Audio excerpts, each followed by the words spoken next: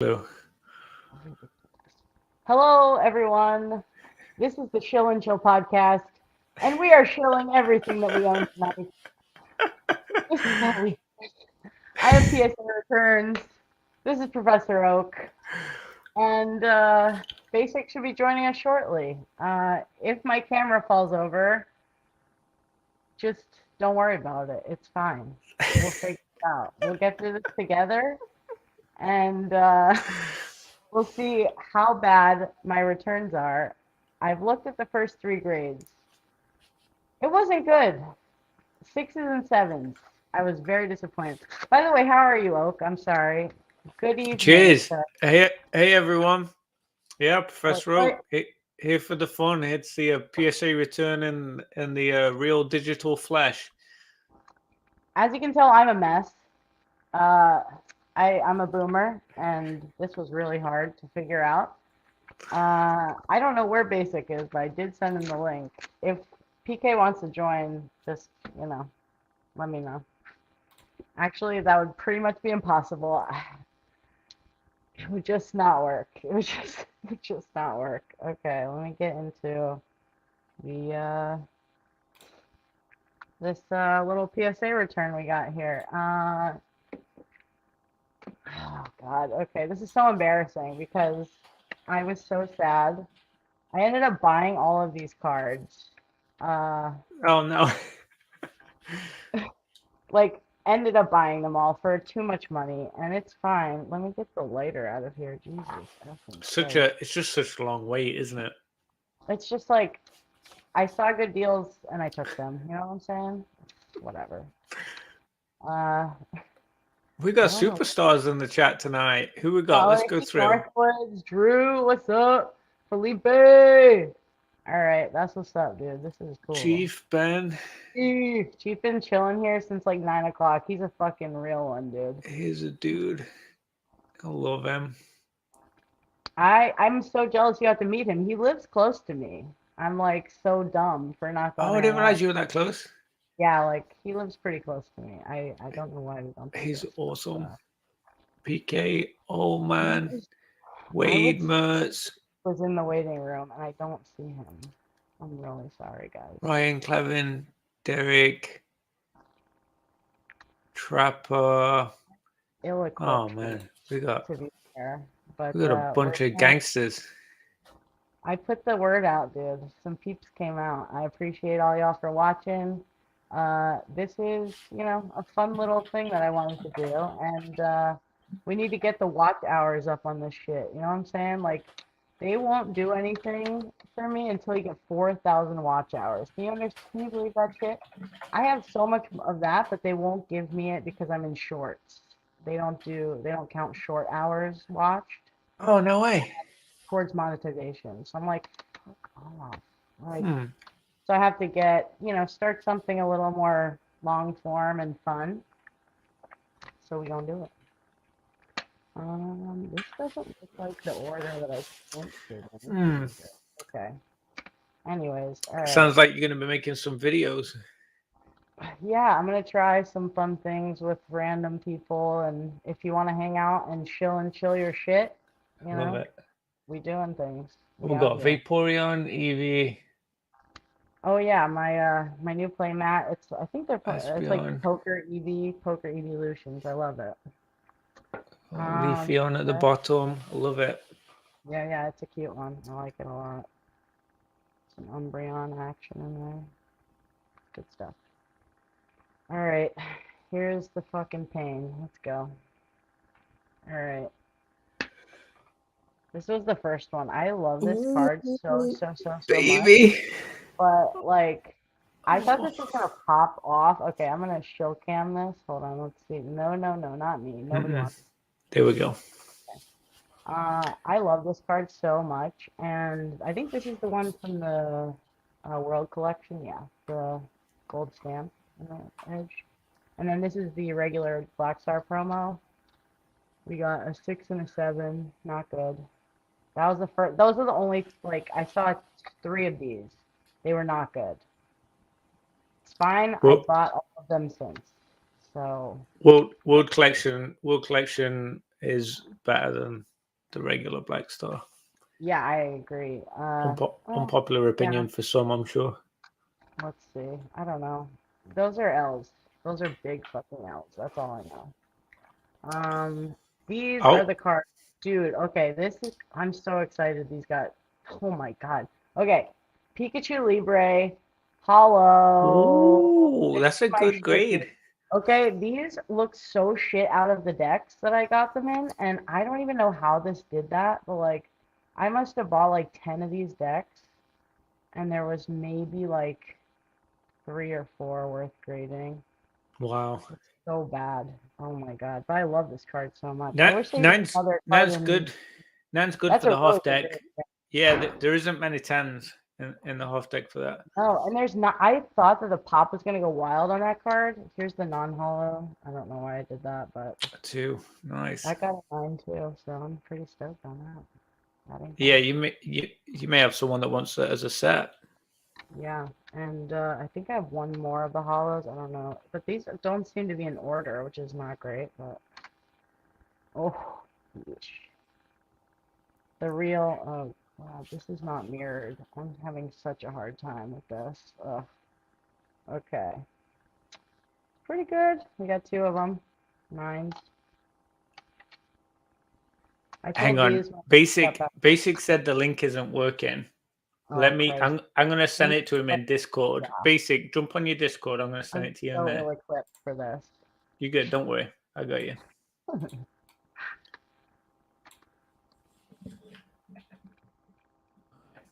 figure this out.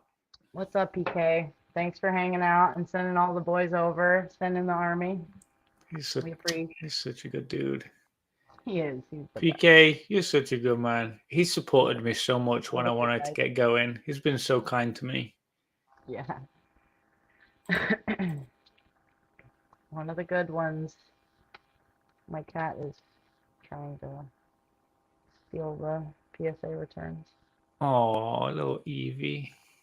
Yeah. Alright. I'm gonna see if we can wait for basic, but let's do another sad one. 7 on the Black Star promo. Ugh, so sad. Oof. Yes. Flames Molter. Ooh. That's how we do. That escalated fast. Yeah, it's just like in a weird order. Now I don't know what I'm even looking at in these boxes. Oof. Some good looking cards. All these are a 9, which is like pretty good. We take that. I don't see basic in the waiting room. We go. Here we are. Let's go. This is one of my favorite cards from this set. It looks so good. No. I remember when Ivy pulled that on PK stream. That was so sick. Like, such a good card. Oh, basic. Yeah, I didn't expect that on that line. She just was like, yeah, let's open this pack. And open an amazing card. And like, it's one of the best, I don't know, best cards from this set. It was brilliant. She's so sweet too. She's such a sweet girl. Oh yeah, she's really nice. She was gonna help me with my PSA stuff, and then they like dropped all the minimums. I'm like, oh, yeah. I guess I can do it. I'm not that lazy. Like, whatever. Did you throw any in at the 30? No, thank God. I'm cheap, dude. I'll wait. I'm thrifty. We real. No, thank you. I have like 5 cards at 30. I literally don't have cards for $30. I just sent 8, I think. 8 at 30? Yeah. Literally last week, like right before they dropped it. Basic. Hold on, let me add him. Chief is basic. We hear you. All right, guys. Can you guys hear me? Beautifully. Audio's good? Awesome. Yep. Awesome. Wonderful. Yeah, for some reason that second link was just not working. Yeah, this was a quick one. This was a quick put together. I didn't realize PK was ending so soon, and I was like, ah, shit. Now I gotta do things. Okay, the best part of the recap are these babies right here, basic. You didn't really miss much. Oh, I was watching. I was watching the whole time. Nines. Everything's pretty much been a 9. I don't, except for the shit grades, but that's okay. All right, we have a 10 Pikachu. Oh, This has to be like some money. This has to be some dollars. I don't I'll know. buy it from you. No, how much? I need that one. Really? Mm-hmm. I'll sell that to you. Yeah, This shit reserve looks that fire. one for me.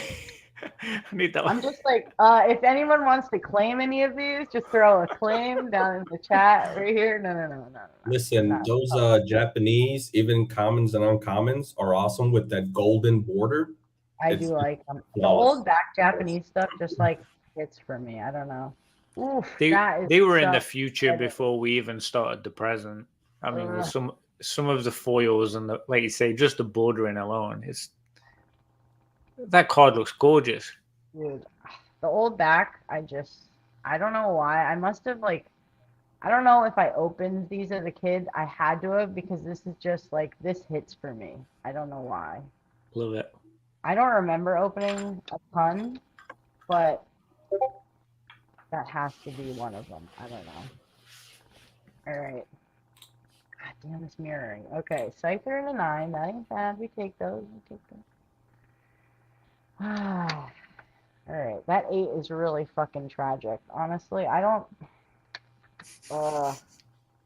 This is bullshit. Oh, there's a fat ass print line. Okay, I see you. I don't know if you can see it on here, but right, like there. Yeah, it takes like a chunk out of the circle. Yeah, out of the Cosmos Hollow. That's wild. Okay, I get that. That's unfortunate, but oof. We score the Giovanni 10. Where retro at though? Where retro at? Retrospect right there. Put retro on that. I'm about to put his name on. I'm gonna put that one aside for the play. That's a nice 10 too. Someone edit retro's head in there. Yes, please. That's great. Okay, we got.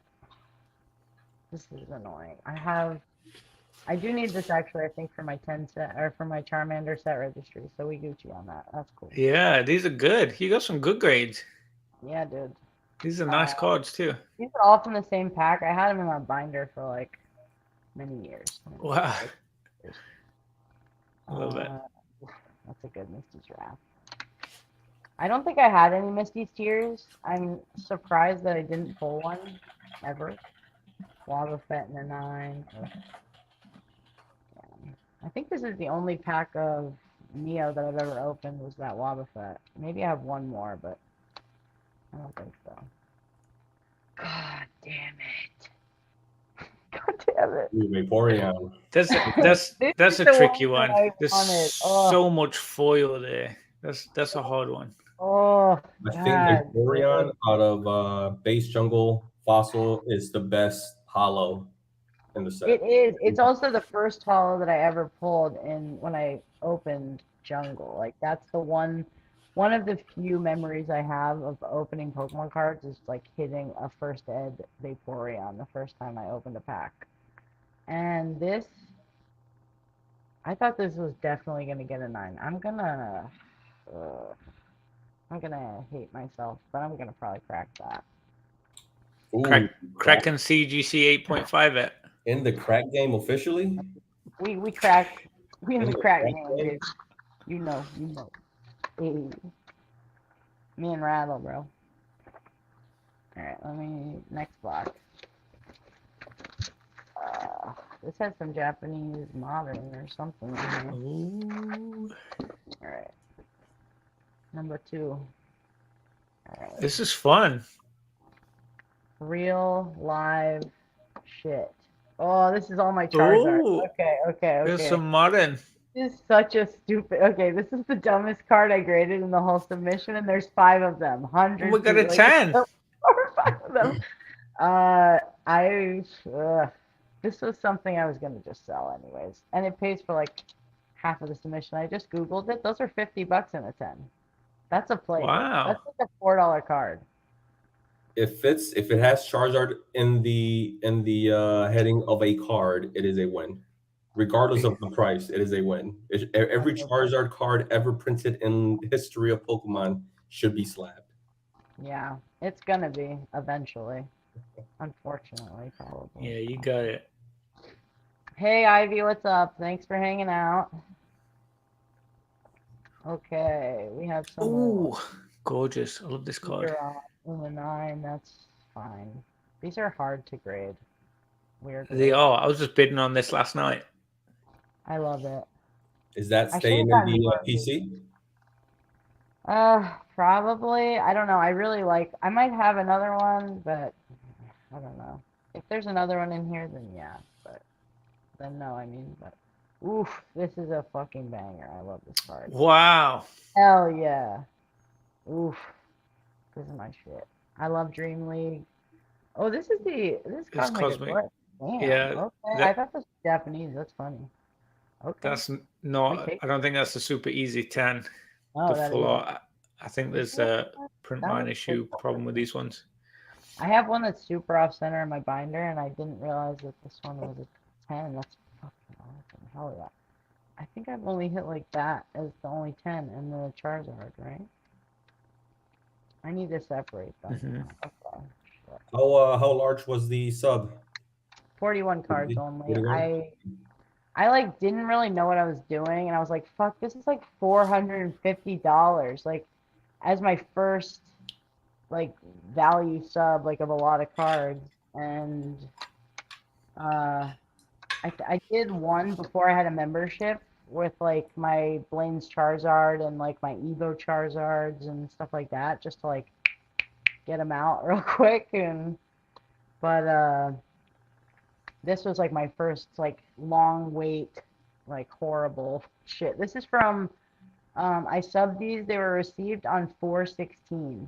Like that's when they were put in. 4/16/21.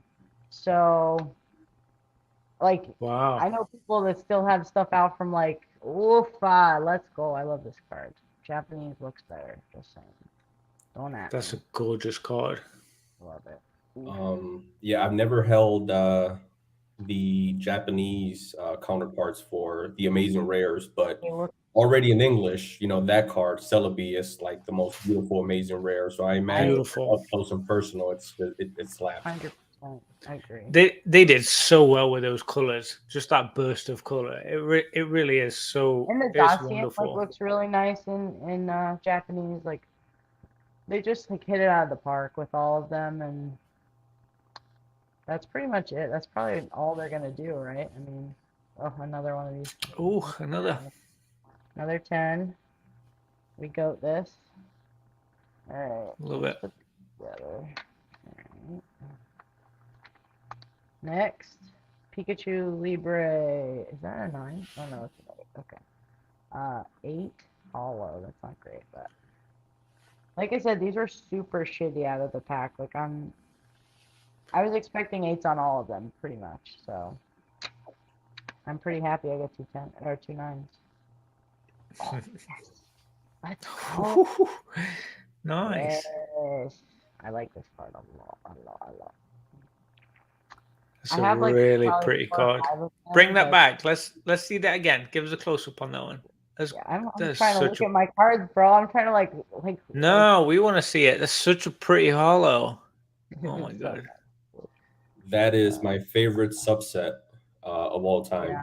Shining Legends and Shining. That is just awesome. I mean, aside from YouTube, just your regular, Shining, hollow card, they're pretty dope. Yeah, for sure. I regret not sending 2 sealed. I have 2 sealed, maybe 3, and I didn't send a single one, and I regret not doing it. I have a couple sealed still, but they weren't worth like taking out of this. Okay, this is another 10. Jesus Christ, these are easy. Wow. Okay, that's a play though for like those are $50. We Gucci. Oh, yes. Oh. Pika. Professor Oak. I know Professor Oak doesn't like that card. He doesn't like that Pikachu, but I like it. This is better than the Brilliant Stars one, though, right? Yeah. Yeah, I would say so. To me, it's the cheeks. You see how the hollow on the cheeks? It's so cute.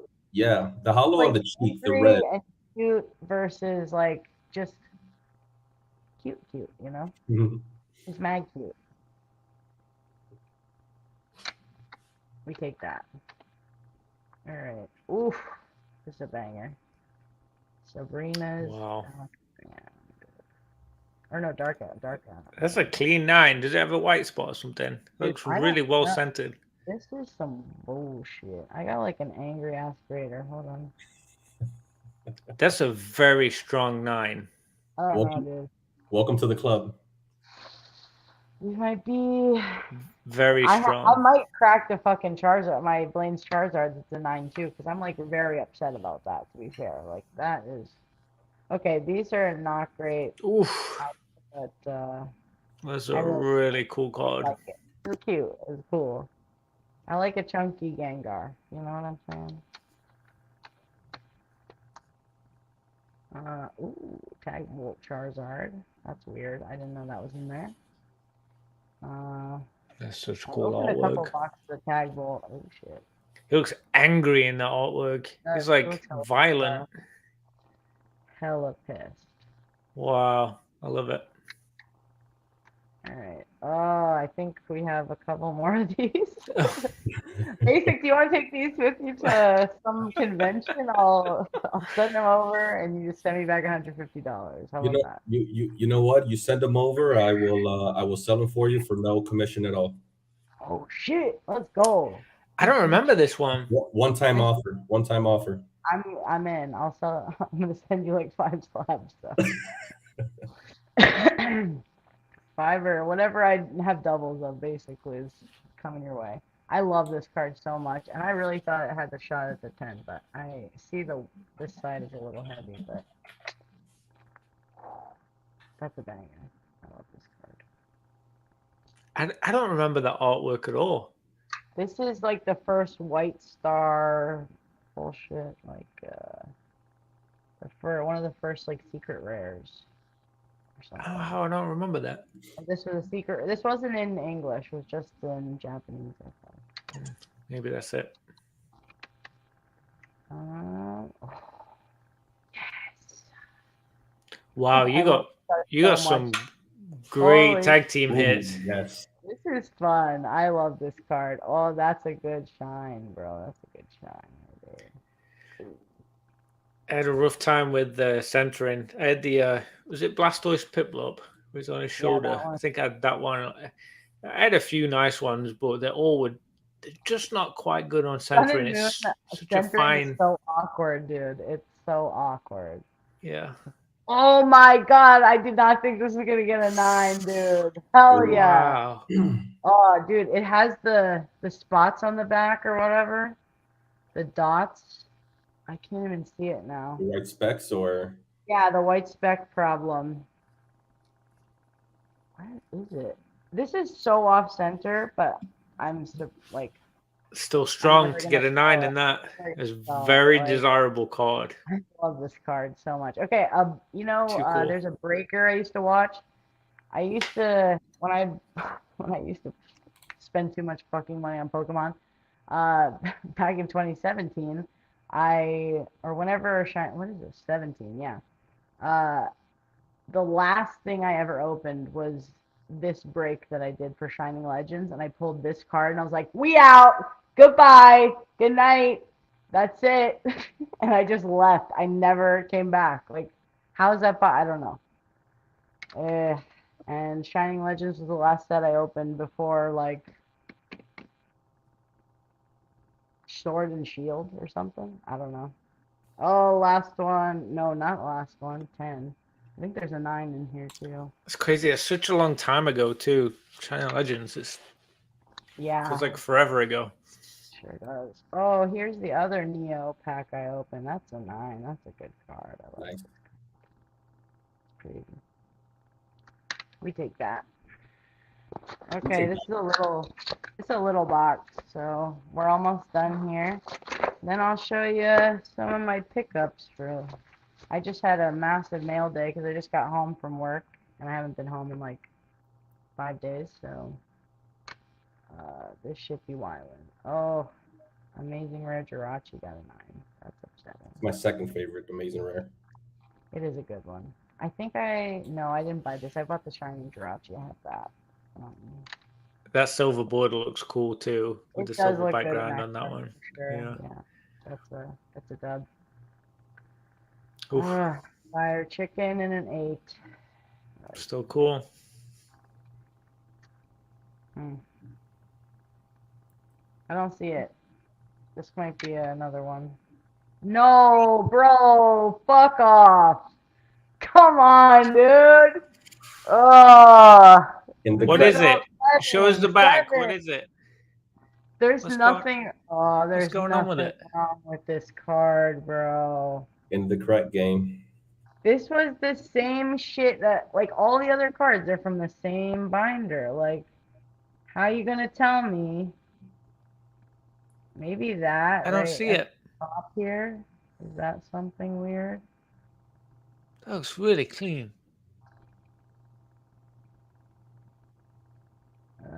I'm upset by this. That hollow looks fucking clean. They are gonna have to. It can't be a dent either. It would be a 6, right? There's got to be something visible Is for it to that be a true? 7. If it's like a 10 and it has a dent, would that be a 7, or would 6. it still be a? Okay. It'd be a 6. That's what's confusing. I don't see why it would be a 7. That doesn't make sense. There's a little in the top corner whitening. I can see it better honestly through the freaking monitor. Oh, there it is at the bottom. At the bottom see right it. here. Yeah. Oh, that dent, yep, right there. Actually, if it's a dent, I'm CGC. 7 is pretty high. Bro. If it's a dent, a 7 is pretty high then. This is gonna be like an 8.5 at CGC or a 9 maybe. That's true. That's true. Yeah, that shouldn't be a 7. That should be a 6. Unless, well, let's see the front because maybe it's not all the way through. Where was it? Hold on. It's shit, dude. Now I can't find it again. Hold on. It was like 2/3 of the way across. There. Okay, so like right here. Other side. I'm gonna flip it. It should be like right there. In the crack game. I see it. Right next to my you see the illustrator name right at the end of the illustrator name, the very bottom left. It's right below that. Just there. Where it's darker? Yeah. That's it. I think that's like a weird watermark though. Like I don't know, all my packs had this weird ass like watermarking. I don't know, maybe it's like the humidity here or some shit, but like I don't know, dude. I don't know how that got a 7. It doesn't make sense. That's 4 bad. Oh yeah, let's go. Band cards, FTW. There it is. It's a 9. We take 9s. Okay, let's normalize not collecting Koga's trap, guys. Koga's ninja trick. Let's normalize not collecting that card. For fuck's sake, you guys are a bunch of weirdos. It's not cool. It's a fucking swastika. Stop that. It's not so cool. bad. I'm English too. Like, trust me, I know. I got history there. Okay, this is a good card to end on. We like That's this. really very desirable. It's been selling like hotcakes. Been selling like crazy. Yeah. I have it in Korean too. Oh, if you're. Oh, no way. Yeah, I have 2 of them. I think so. I don't have it either yet. I've lost every auction I've bid on for it. It's gone way I don't over. have it graded in Korean, but I have it in Korean raw. But nice. I have weird ass shit in Korean raw. Okay, carry on. Okay, this is for Oak. This is for Basic because he helped me. This is a shout out to MetaZoo for Basic because he helped me learn about what the hell this thing is. And I kind of think of this weird promo as like the pass card for the Masaki cards, you know, like if you had to like an equivalent to MetaZoo. I don't know. I could be very, very wrong, but I didn't know there were blisters. Yeah, it's a weird, and it comes with like these weird cards that are in it that are part of the contest. There's some really cool hollows. I don't know if it's the cards inside essentially is just part of the the illustrator contest, and it's just the winning illustrator arts inside of it. It's the set. Not only that, but the promo, just like Pokemon, a lot of times it's an alternate art, and it's very playable because it's a very unique art compared to the set card of Bookmark. Actually, just today I was at I was just casually at a meetup and playing MetaZoo, and almost every single person had that Bookmark. No way. Because it's the only Bookmark that's hollow, other than the player, the Caster's Cup player version, which is like ridiculously expensive. With it, do you mean like had it sleeved play in it? Say again? Did they have it sleeved play in it, like playing the card? You mean? Yeah, they were playing the cards. Yeah, so they had it in their deck. Yeah. Nice. That's awesome. And said that if you bring them this coin to a MetaZoo booth at Collecticon, they'll give you a free pack. I did not know that either. Fun things. I didn't know that. Yeah, those are cool blisters. Yeah. Next pickup is this weird ass shit. Where's Radar? And I think he's gonna want all of these, pretty much. Oh, Ken Griffey. Like Ken Griffey Jr., but like it looks like the Backyard Baseball kids also. Like it's super fun. And it's like Pokemon cards. I love this thing. It's my favorite. I don't think there's that many. There's like a couple thousand of these made every go, and I just love it. It's so funny. And the artist Ermsey is like one of my favorite artists like ever. I have pretty much all of these cards from him, the top 70s that he did. So I love it. That was another one. This I got from Rusty this week. This was fun. This is a Pop 2.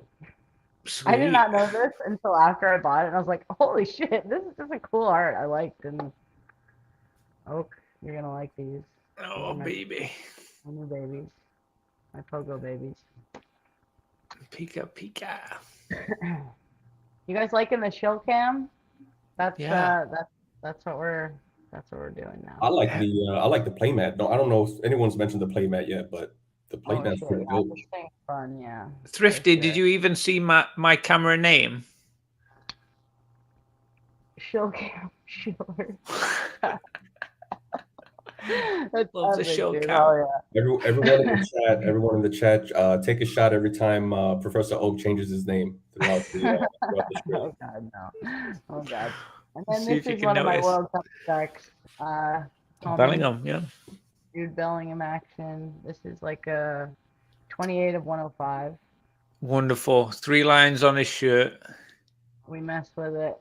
Lions, 3 lines, baby. Let's go. It's coming home. It's fucking coming home, boys. Yeah. Let's go. It didn't last year.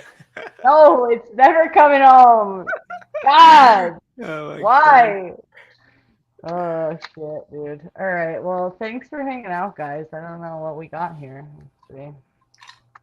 Wait, you're not ripping that blister? I thought you were going to rip it. Oh, no, I'm not ripping that shit. Fuck me. This is a sealed play, bro. You can go buy one for $27 and rip that shit yourself, boo. Whoa, sealed play? Here we go. Yeah, dude. It's like $27 bucks. Let's go. Like, for fun. Yeah, that blister. I don't like it. I don't care. It's like, whatever. I forget what MSRP for that is. I think they were $10. $10. Yeah. I think I saw on the like Topps website, or like the MetaZoo website. That sounds about right. $9.99 or $11.99, somewhere in there. $10.99. But they went up in price because they were like $40 on the videos I was watching early on when they first came out, and then they dropped. Now they're like 25, 27, 28, somewhere in there. So. As Ivy mentioned, she sent them in to the art contest. So there is a second art contest now that I think ended a month ago, maybe 2 months ago. No, I think it was a month ago. So part of that, submission of your art, you also needed to submit the card, the promo that's included in that blister. If you do not include that promo in the blister with your art submission, then you don't qualify for the process. Once you go through the entire process, that card will be stamped as part of that contest and returned back to you. So, however many, Hardest contestants or submissions there's only going to be that many of those promos stamped. So I mean, even that's pretty. I thought about just sending a stick man because I have no skills. I have no drawing skills. I just thought of sending in a stick man and sending in a promo just so I can get it stamped. But I missed the deadline. Oh shit. Okay, so did they tell people? Well, yeah, sure. This. I mean, if you follow MetaZoo, right? If if you're on their discords, if you're on top of on top of MetaZoo, then yeah. Bro. Yeah, for sure. Love it. Okay, so let's rip it. You're trying me, dog. Like I'm very I have no self-control, but that is something that I just don't know about. So it's like, don't do it. I'm here. Not I'm like here that wild for it. It's fine. Like, don't do it. I'm not in Don't there. do it. I'm not in the market of ripping shit I don't know about. Let's see what else. I made my piles for grading today. Oh. Yeah, let's see some. Come on. Let's go. The $18. Let's I go. have to send at $30. Let's see. I don't know. Exclamation point grading in the pile. All right, here we go. The only Pokemon card that's on this list is a unlimited Shining Magikarp. It started out real strong. I don't know what this is gonna get, and I'm scared to send it at all. I just don't. Is the hollow scratched? 150. No. Like very not. Very much not.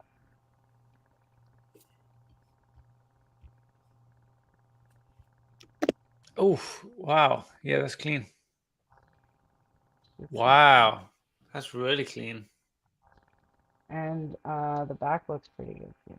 Like there's a couple spots, but oh shit, let me get it over here. Yeah, I mean it looks strong. A couple of spots, but I think it's like an 8 or a 9. I don't know. If it's I can't really send it at 18 because I think it's gonna be. I think even an 8's like 300 or something. Oh like yeah, that. you won't even hit the criteria. Yeah. So I might as well just fucking send it at 30 and get it back like a little bit sooner. Okay, then we got Sancho. Oh god, I hate this mirror shit. Okay, we got a Sancho, Grealish, some Conor Gallagher action. That's my baby, you know that. Another Conor Gallagher, and then Anthony Alonso. You had to ruin it right at the end. You know that's my team. I can't leave him. This is my baby, dude. This is my Greenwood replacement, okay? I don't need Mason Greenwood. I got a Langa, dude. Makes sense. PK mentioned that the dog's playing poker, but with Pokemon Genius, and I love that one because I've never seen that one. With the evolutions and Eevee right in the center is pretty awesome. I'm pretty sure a lot of you guys have seen this one. It's a pretty popular one, but this is one of my favorite ones. I love that one. That's the one you used for your returns. That was fun. Yeah. Oh, I love that. That's really cute. This is my $18 grading start pile. That's an $18 grader. I don't know. Yeah, I like that Mewtwo. Mewtwo. I don't know. There's so much to send. It's like, what do I even do? I got so much. Okay, here's one I'm not gonna wait on. Ridiculous. These guys are not getting waited on. I'm sending these motherfuckers. I hope Dan isn't in the chat. He's gonna get mad about our labels, the little label tags. Oh, whatever. I just love me this card, and I should have sent it with my first submission. I was gonna send another sub to PSA after I did my first one, and then I just got lazy, and then it went to 20, and I was like, nah. And then I never got a chance to grade anything again. And anyone still holding out for $7.50? I'm coming in at. I'm gonna send 10 cards. I might just send 10 cards to like Polaris for 22 a piece, cause I don't have to do shit and see what happens. I don't know. I think it's quicker though if you send them yourself. Honestly, like there's people that have been waiting for months, and I like. my shit was received in April, and there's people that still have shit out from like January and December and shit like that. Like, what? Yeah. How? I had submission. I was like 2 months ahead of people that were using Graded Gem. I had like a 2 month head start. Yeah. Oh my god, dude. So tragic. But this is a pretty fun return. Not as bad as I was initially anticipating. It was great. Let's show your favorite. Show us your favorite. What was the best one from it? For me, So all those Charizard 10s, right? not those. Definitely not those. Actually, I really just love this card so much. It's really nice. Vaporeon 8 for me. The Vaporeon 8, like, whatever, dude. Like, that is so fucking sad. Ugh. I thought I had that for, like, that was close to a 9. I thought that was going to be a for sure 9, actually. I got to go back and look at that. That's not cool. I'm offended. Yeah, I don't know. So do you guys right now have stacks that, you know, let's just say at the $30, boom, that, you know, that pretty much set off that, you know, that train, and then when it went down, yeah, and then when it went to 18, did you have another stack that was, you know, triggered to the next train? And do you guys have the next stack for the next drop? I'm lazy. Yep. I don't know if you can see it. Both things are true. I am lazy and cheap, and nothing has left my house since March of 2021. And yeah, that's pretty much. I've done the 150 tier, the 50 tier, the 30 tier, the 20 tier, the 18 tier, and the 10 tier. Money moves. So I'm hoping, just like you were saying, Basic, I'm hoping we get down a little bit more so I can send some personal collection stuff that I'm not needing to make profit on, because I don't want to spend $20, $30 a card on stuff I'm just going to keep. Like, that's obviously stuff I'm going to sell. Yeah.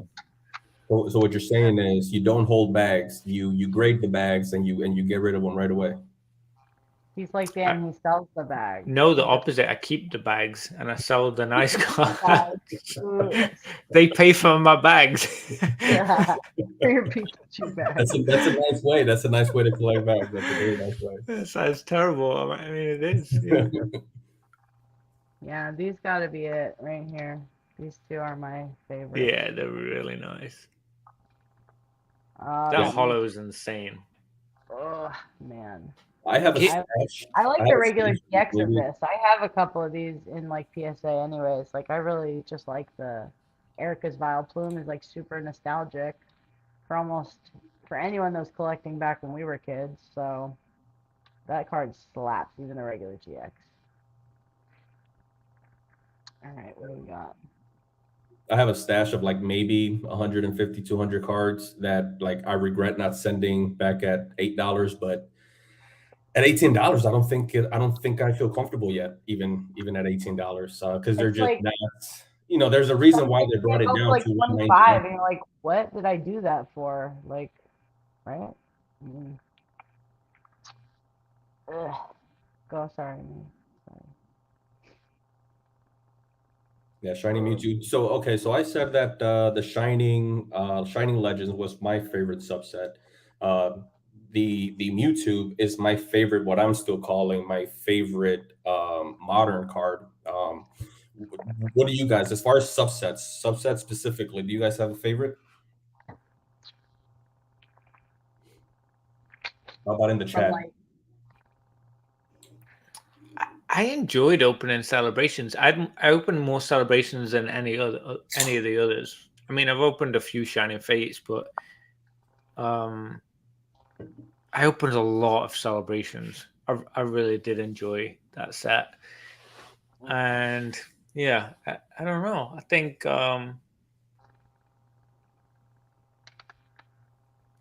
the modern stuff is they've just put so much effort into it. It's just been so like out there and crazy and variety and flashiness, you know. It's just been so much like, it's been cool.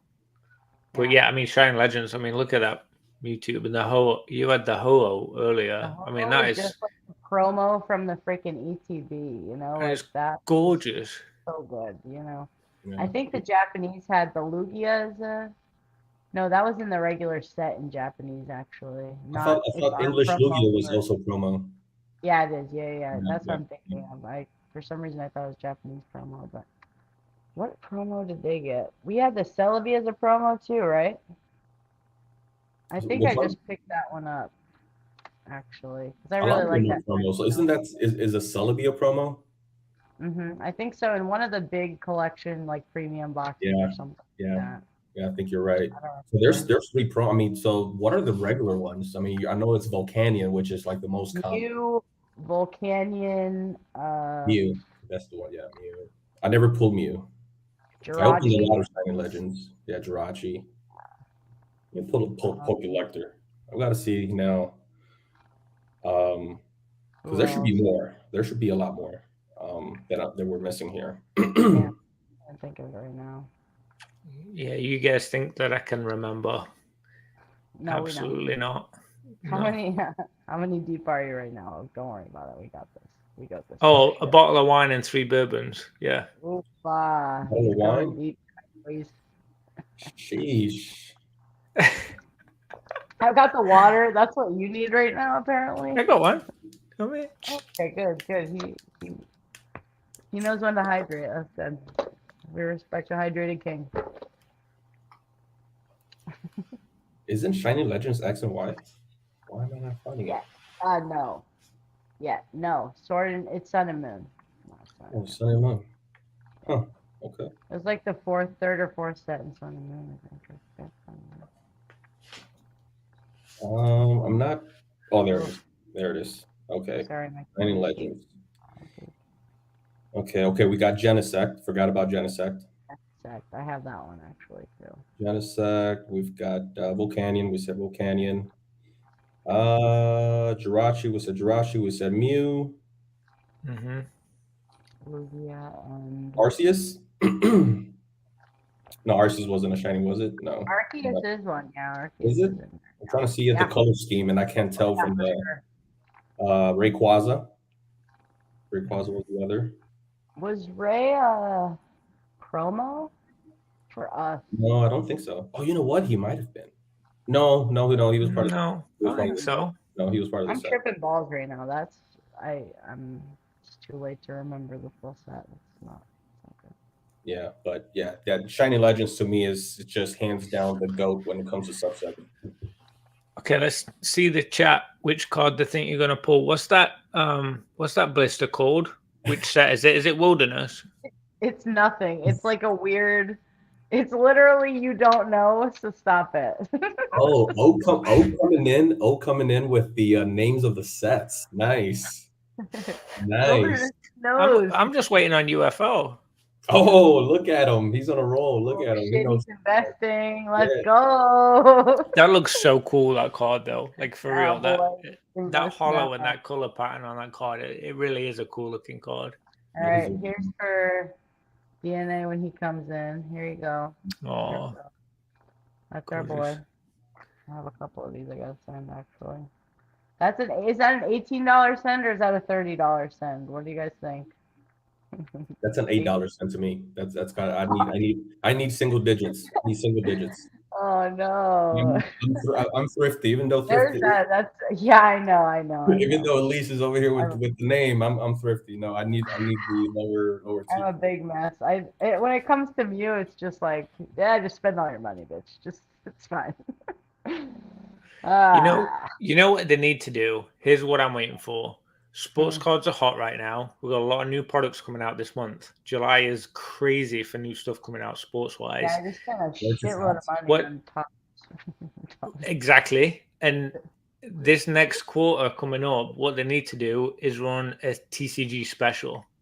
So it's not going to get flooded with all the sports people. You're just going to get the TCG people. What would the price be if you're happy with paying? $12? What are you trying to say? I think 12 could be good. I would send. That's a full send for like everyone. For like Dan. If PSA's listening, it's 8. It's 8 if you're listening, PSA. But yeah, I'd be willing to send it 12. And I think that'd be nice because I think obviously bankrupt by the time if it hit 12 though. That's sad for me. Bankrupt me. I'm a degenerate. Bankrupt me. You bankrupt me, baby. Yeah, I think the backlog's going to be almost done. In they're next, done, bro. Next few months. They're done. So how much time they got? A month, maybe. Right. So let's get some more Pokemon out there. They're gonna have to do something to bring that, because you got to think of it business wise. There's got to be staff that just grade Pokemon, right? There's got to be people there that only specialize in that stuff. They got to feed that person's pay wage. Like, there's got to be something there. So I'm really hoping there's going to be a special to bring some more Pokemon in that's at a price point that's reasonable. 50 to 100. That's only special cards. Yeah. Man, it's gonna get crazy if it goes low. They're just gonna build a massive. What do you guys think of? So as of late, I've been having a lot of conversations with folks about other grading companies, and AGS being one of the biggest ones. And yesterday I went out to dinner and I wasn't getting good signal. And so while watching the DNA live with Oak and Retro, it was very choppy. So it would jump in and out, and I would get like 15 seconds, sometimes, and that was it. But I asked the question, what do you guys think about AGS? Because some folks feel like AGS is will ultimately be the better, the company, the go-to company, whether it's a year from now or 10 years from now, over the big top 3 guys. And that includes CGC. I'm including CGC in there, even though I don't like them. Because at this point, my argument is that CGC is a household name at this point. It is. Regardless of, it's psychological. At this point, psychologically, it's a household name, and people recognize it. It's everywhere, right? So from that standpoint, it won't go down. So what do you guys think about these other, maybe even specifically AGS, because they're just specifically robo grading, right? And I think they are the toughest. So what do you think about that? And what do you think in general of all these other grading companies? Because I went to a show today that they had a local grading company in-house, and called DCI. I've never seen it, never heard of it. They got huge slabs for a freaking small card. For your regular Pokemon card, it's a huge freaking slab. It almost looks like a blister slab or something like that. But I thought it was hilarious. And funny enough, I walked by there just to get a little bit of information, and the guy notices my shirt, which is Dan's quote, PSA grading, where the So well, the guy says, "Ooh, I love that shirt. Come over here. Let me tell you about DCS." Let me tell you. It sounds like what is it? Like the Book of Mormon, like Mormonism. Let me tell you about our robot grading. Like what the I said, no, that's quite all right. I was just kind of taking a peek at the cards, but no, that's quite all right. I'm all right. I'm okay. So yeah, what do you guys think about these other grading companies? Oh my God. Not the top 3 guys, or even if you want to, what do you think CGC will be in 5 years, 10 years? Let's start there with the top 3 dogs. Let's start there. Top 3 dogs. Where do you see the future in 5 years? Go Shill Cam or Chill Cam, whichever direction you want to go. Shill Cam is saying who? Who are we talking about? Like CGC is going to be here. CGC is going to be around because they do everything else. They're trying to do all these weird things. Oh shit, PK here. What happened? Thank you for helping me out with this. So PK? Yo. How you doing? Yo. I just saw you guys were shilling stuff. I just want to shill a bunch of stuff tonight, but I can never shill on my channel. Perfect. Exactly. I'm bringing on these people so they can shill their shit and not get in trouble for it. Yeah. Done. You're welcome. That's all. Give me a second. I'm just gonna go downstairs and I'm probably just gonna load up a cardboard box and bring stuff up to shill. Guys in the chat, this is a now. This could be Shill Cam too. That'd be fine. I'm okay with it. Guys in the chat, clipping from this video is not allowed. You are not allowed to clip anything that PK I don't want to see any or... of this shit on Instagram. No, boys. That's not how this works. Because Basic doesn't do that, you know. He doesn't. Chill stream. We chilling. We buying things out. Who knows? Who knows what's gonna happen here? I don't know. Just kidding. Don't buy things out. It's fucked up. All right. Okay. CGC, we coming. Like I'm a buyer for CGC forever. I'm a buyer because this is cheap. So 20% less, 10 to 20% less, and I'm fine with that. Are you saying 5 years from now CGC will be the top dog? No, not at all. Okay. No, everyone. Okay, any card that's worth anything is being cracked from CGC. The rest of PSA's like business is going like for the next 5 years. PSA's business is going to be regrading all the shit that people graded with CGC. Like that's going to be their business model for the next like 2 to 5 years is grading everything that CGC like misgraded basically. Yeah, it's what do you think? what are we talking about? You know what I'm saying? Like they're fine with them taking the backlog from them. They're like, okay, we'll just grade all that shit in a couple of months or like in a year or two. That's fine.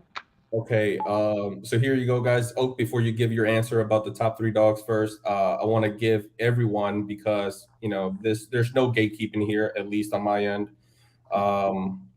Here's DCI. So I never knew DCI was a thing. I've never ran across a DCI slabbed, card on eBay, anything, right? Until I went to the show today. And it was funny because a MetaZoo guy that I kind of made friends with, I woke up this morning, he DM'd me. He goes, "Hey, I take it you're going to that card show today." I said, "What card show?" He says, the one by you. It's like, down the road. And I'm like, I don't know what you're talking about. What show? He sends me the pic, and I'm like, holy crap. I jumped out of bed, got in the shower, and I went straight to the show. And that's when I saw this. So anyway, I saw a bunch of these guys, DCI, and it's a huge slab. I mean, you can just tell where the top of the card would end, and look at how much space you still have to go. And then look at the bottom. This thing is huge. It looks like one of those like trophy piece thingy or like display piece. So what I'm saying is, I'm not saying that there's opportunities here for you to find a DCI slab and crack it and send somewhere else, but okay, I'm gonna have to DC the Shill cam because my headphones are dying. First off, boomer shit is happening again. Hold on, and let me fix myself out on the Shill cam. Goodbye to the Shill cam. Thanks for playing. PK, what do you think about DCI? About who? DCI grading. I don't even know what that is. Don't care. It's don't care investing. Yeah, that's a waste of money. Dude, right now anything but PSA is a waste of money. Yep, no. I can hear you. Uh-oh. What do you mean? Oh, so now I see that. Now I see so it's Dallas Card Investors. Okay, very fitting. But I didn't know that until Dallas. No, Dallas Card Investors. That's called a company that won't be around in a couple weeks. But it's a black label. It's a black label 10. It's a black label. Stonks. All right, you guys want? I could start shilling some stuff. I just went downstairs and I loaded this cardboard box up, and I just threw a bunch of stuff in. Yes, this is what we need. Can you guys hear me? Thrifty, check your message real quick. Oh, you want to do some Pokemon first? Yeah. So, what is that? Plasma Blast. Hold on, let me pick you up. I just grabbed a random pile. Let me pull out some of the good cards. Hold on, I'm coming. I'm gonna full screen you. Hold on, PK. All right, we good. This is hot. I just showed that. Did you? I got a 9. Oof, Let's go. Yeah, man. That wasn't a first edition, was it? DNA. Hold on, I'm gonna go. Oh, I love that Celebi. I love that Celebi, bro. Don't even get me started. This is the only dark card in that whole set, Hidden Legends. Yep, I love the reverse hollow of that. It's better. Don't at me. These are all the cards I'm going to send to PSA under the tier. $18 tier? Yeah, 18. Mm. This is the only like modern card. It's a Celebration Venusaur. Oh shit! I Okay. actually I have a couple. Oh, it is that Chrome. Okay. Is that the reverse of the Alakazam? I love that Alakazam so much. Yeah, this is a reverse, but this is super minty. I think this is going to hit a 10. Let's go, dude. Hell And yeah. DNA is this is coming the here. reverse. First this is the edition. reverse. Emerald. I love the emerald. Oh yeah, I like the reverses on the Emerald cards with the Pokeball, like weird shit. Ooh, I love that card too. Oofa. Yes, love. It's a secret rare of the set. Everyone always forgets that. I think Rusty had this week on auction. I was gonna bid on, but I think it was out of my league. Ooh, Fire Red Leaf Green, baby. Yeah. Vamos. I love So I those got reverse both the solos. regular hollow and the reverse. Shit. Pokemon Go, eat your heart out. Yeah, eat my ass with that fucking Alolan Executor. That thing's way better. Komiya. Salamence, level X. Some prime cards, the Tyranitar. I like the Tyranitar. I like the Celebi a lot for the primes too. That's a hollow. That's not the reverse. Mm. I think I got 2 of these.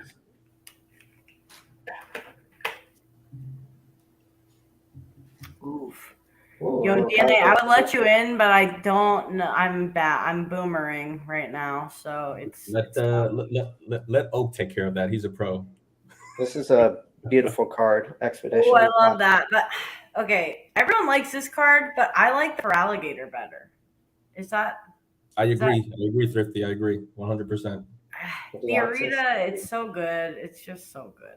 Like the background of it. Mm-hmm. Pretty pony, really right then. Trainer.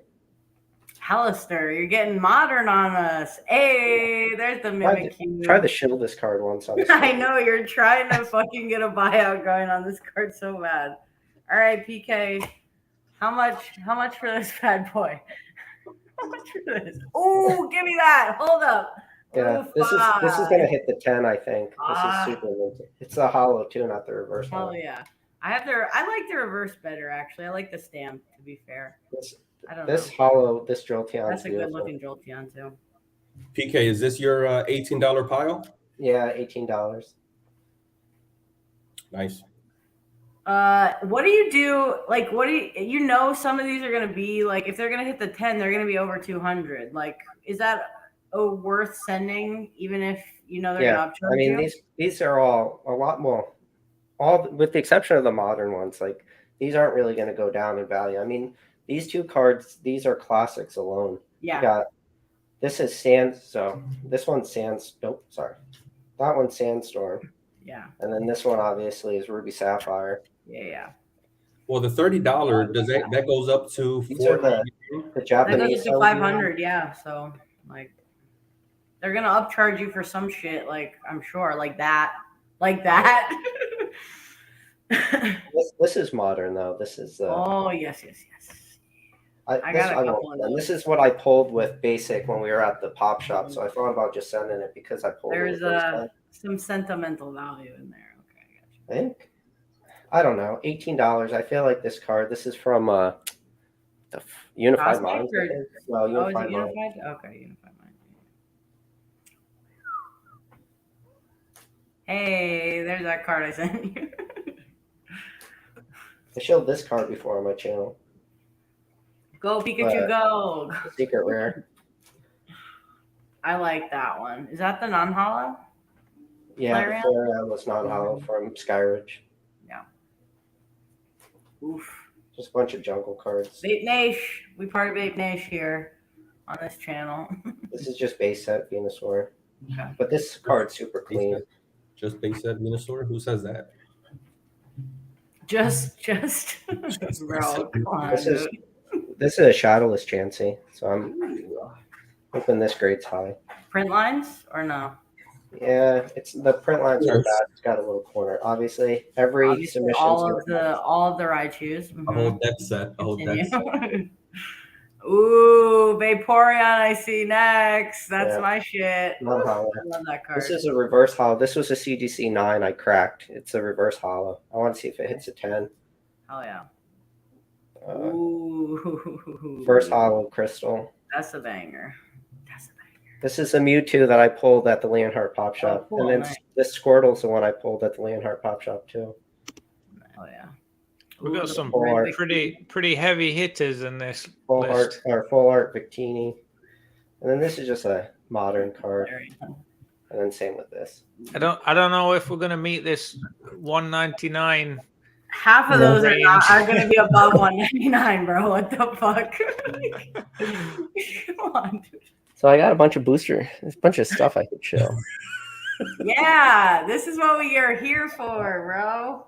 I just went downstairs. Like I have a pile of stuff. I just was grabbing stuff off the shelves real quick. What do you guys know about GoldenEye trading cards? Damn. GoldenEye trading cards. Can I show these? Pierce Brosnan ones or? Oh yeah, Pierce Brosnan. You're cracking one box here, right? You know what? Don't get him started. I got this. Yes, he's cracking. That's what we're doing, right? He's cracking it. I got this thought in my head. I'm like, what if I ever just did it wouldn't be a mystery box. It would just be a bunch of dead TCGs. Just do 36 packs. So one pack of 36 different dead TCGs. Maybe I do 6 or 7 packs of Pokemon cards. So there would be a little bit of value in there. Yeah. And then just sell it as a $100 booster box. But then I was like, you know what? If I do that, some of the comments I'll get from people and I would have to title it if I did that, I'd have to title it, if you buy this, you will lose money. That's way too cheap. It's got to be $300, $399. $399. All right, I found something to open for Oak. Muppet cards. I bought these at Collecticon the other day. You say Booyah sent me a package where it included a PSA 5 Keldeo, and he threw in Fortnite. He threw in a Simpsons pack, and that was my first Simpsons pack I ever ripped, and that was so freaking. I thought about it for a second, keeping it sealed, but I cracked it. And it was pretty fun. What was the last one, PK? Oh, this is the cheapest possible box you could buy.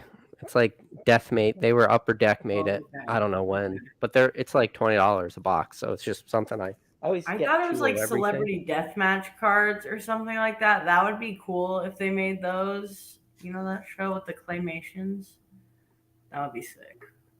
This box is cool. I picked up this box because look how it displays with the side with the Batmobile.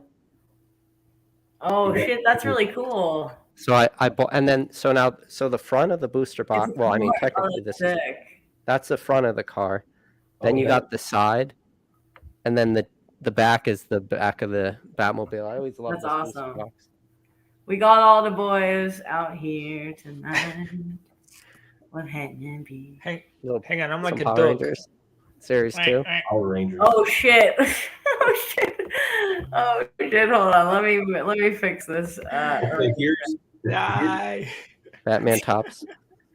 Here's the deal. Everyone has to crack a box and rip open one pack. Okay, let's go. I have Muppets. That's what I'm ripping. Can I show these? Do you know what these are? Yeah. I think I've heard of them before. What? Yeah, well, guess what? They're all Italian. They're all Italian, though. I bought them by accident. Shit, okay.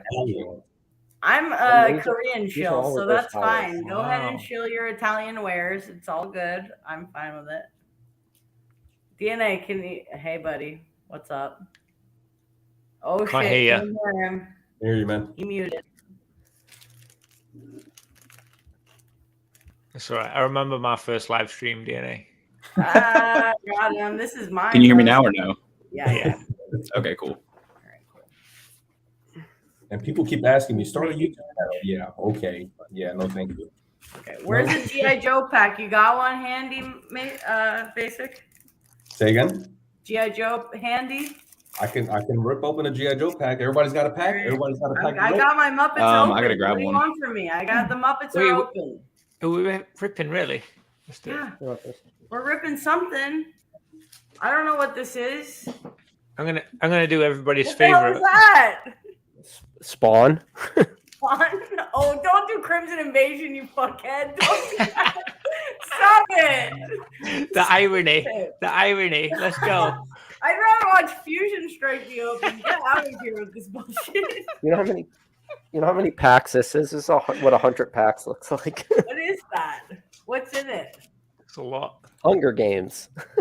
Oh, got all hell yeah, kinds- dude. I want one of those so bad. Hold up. Dude, I got all kinds of crazy shit. Hold up. Let me get some of that. I'll trade you some Power Rangers cards that I opened at Collecticon for a pack of Hunger Games. I think I bought those 100 packs for like $19. So, Dude, I was gonna get some Powerpuff Girls cards for that for like $100. Okay, what are you doing with your life? Oh, this is for Z. Looney Tunes. What are you doing? I got here a we go. DBZ Art Box Series 2 pack. Oh shit! Let's get a gold. Oh hell yeah! Anastasia. Anastasia is OP as fuck. Let's go. What the hell? you know, I like, had that you know, on I have VHS. two of I those. love Anastasia. It's the best animated movie that's not Disney ever. I didn't even know they had a what the heck? is Fox, going on with this the TV? Fox Kids cards. Okay. This one, this has like, oh, look at that. I like it. All right, so I'm I gonna don't know if y'all saw my chat that I put in before I hopped in, but I said Oak cracks and ETV, PK cracks 007, and Basic opens up his PSA return from the pop-up shop. Deal? No, never. Dude. OG ETB style. Oh my god, dude. So I'm gonna give the chat four options or a few options here. Hook. Hook, hell yeah. Ooh, hell yeah. That's kind of cool. Harley That's I Davidson. need a Harley pack. Okay, G.I. Joe, Yes, obviously. Do you want this? Well, this stream will get kicked off YouTube, but do you know what what these are? Vampires and vixens. You bad boy. I think I've seen that. Yeah, I do remember that from when we were kids. Dude, kind of, actually. If anybody's watching this and they just eBay vampires and vixens, and I'm sure you'll see photos of what these cards look like, and they're not age appropriate at all. Yeah, All they right, got Retro mega, says Yu-Gi-Oh. mega Basic. melons. Retro says Yu-Gi-Oh, and he says And MetaZoo. I don't know. This is a mess, to be fair. Look Hang at on. That is that's it though. Hang on, Chill Cam. Listen, Pizza Rat. Pokenomics. Original Pizza Rat. Pokenomics wants to jump in and open a pack with us. let's Aw. do it. Yeah, yeah, send him a bring him link. For He real? wants your, What he the wants your- fuck is Jake doing here? This is crazy. he wants your Hold approval. on. Give him the okay. There we go. All right. Hi, bro. How's What's it good, going? Doing good. How's everyone doing? Oh, we're shilling all kinds of stuff tonight, Jake.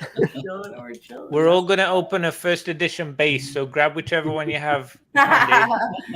Grab your box. I got a DBZ Art Box Series 2, Jake. That's one for Jake. Sweet. Go on. I love that. All right, hold on. Let me finish this shit really quick. Okay. Hold on 1 second. All right, we go. This lady. This is a waifu, dude. Look at this Oh, waifu. okay. Blow that Oh, up. that is a waifu. All right, we go. Is that Grover or something? I don't know. I think that was my kindergarten. Rolf the dog. I don't know. Okay. Oh, yeah. Oh shit, we got Fozzie. Let's go. There you go. Hey. That's a guy for you. There you go. Wacka wacka. Oh, an animal in the basement. There's an animal in the attic, and Love that's him. it. That's it. Animal is my fave. I'm down. That was good shit. All right. You want me to You go now, next, or Henry. okay? Let me get my camera in focus. Guys, what's the best way to like get the chat up? You just open a different browser, I guess. It's on your top right. This Yeah, is- click comments. Oh my god, I never knew that was there. Wait, what are we talking about? I'm a boomer. Help. The comments, that way you don't have to have YouTube open. You can just watch comments in the. That's a cool card.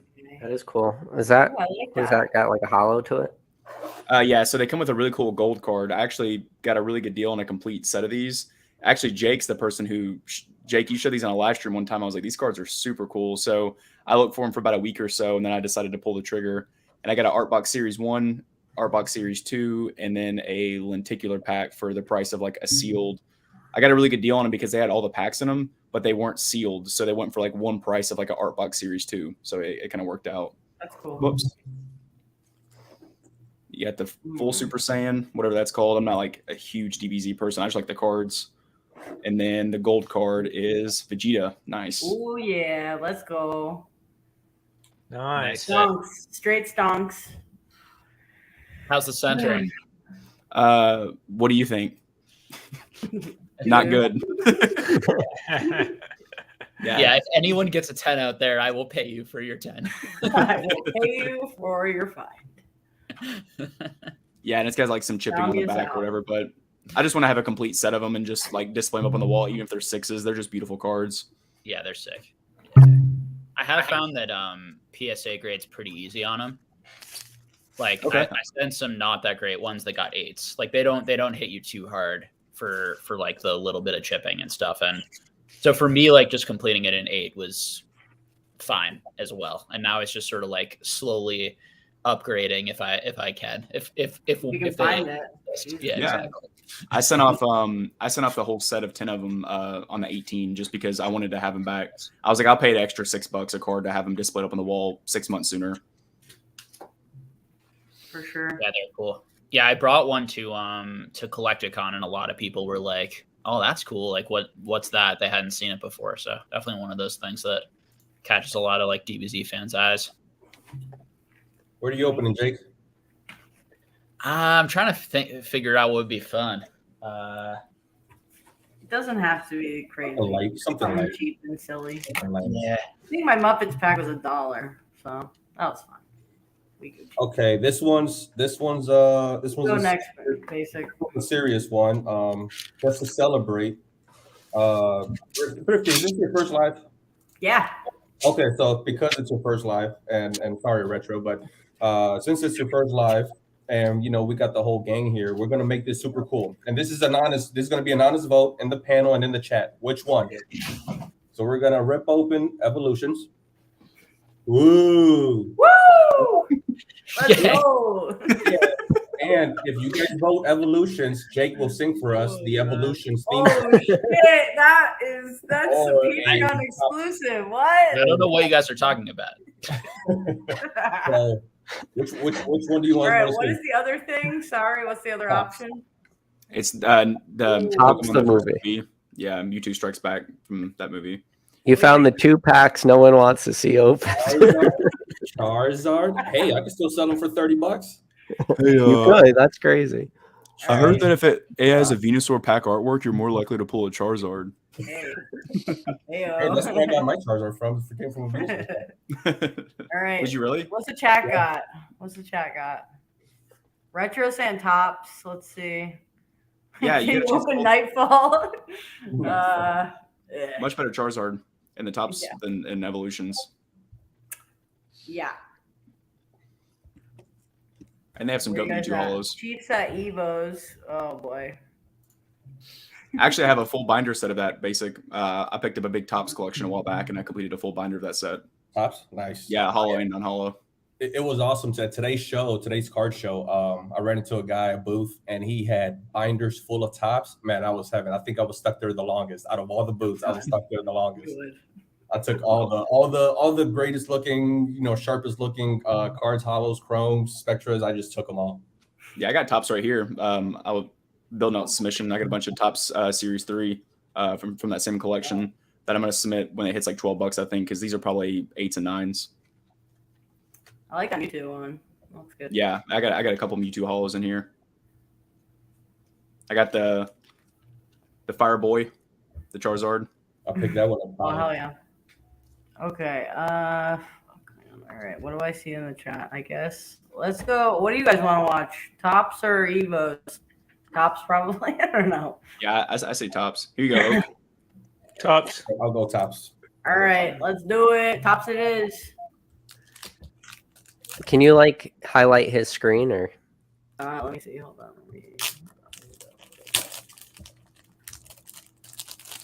All right. Nope. You can drag it if you just No, that way. if you grab the screen, you can drag hold it. Up. We're going. Hold up, basic. Calm your tits. Hold up, Mason. All right. Let's Oh go. my what? Calm your tits. Let's see. All right, let's go. These are very. I don't want to take the scissors to this. That's embarrassing. There it is. There it is. Nice, clean. I have faith. So that we can repack just like we can resale that later. Yes. So we can repack just like Perfect. All right, we're just gonna go straight Oh in. boy. Let's see this way. Don fan. Oh, the infamous stick. Oh, There you they're go. stuck together. Ooh, that's a nice mutant. That's a sick one, actually. This one actually too. What is that called? Psychics Showdown. Showdown. Nice. I like that. That's good. Characters. I like that one. That one's cute. Oh. And first appearance, Lugia.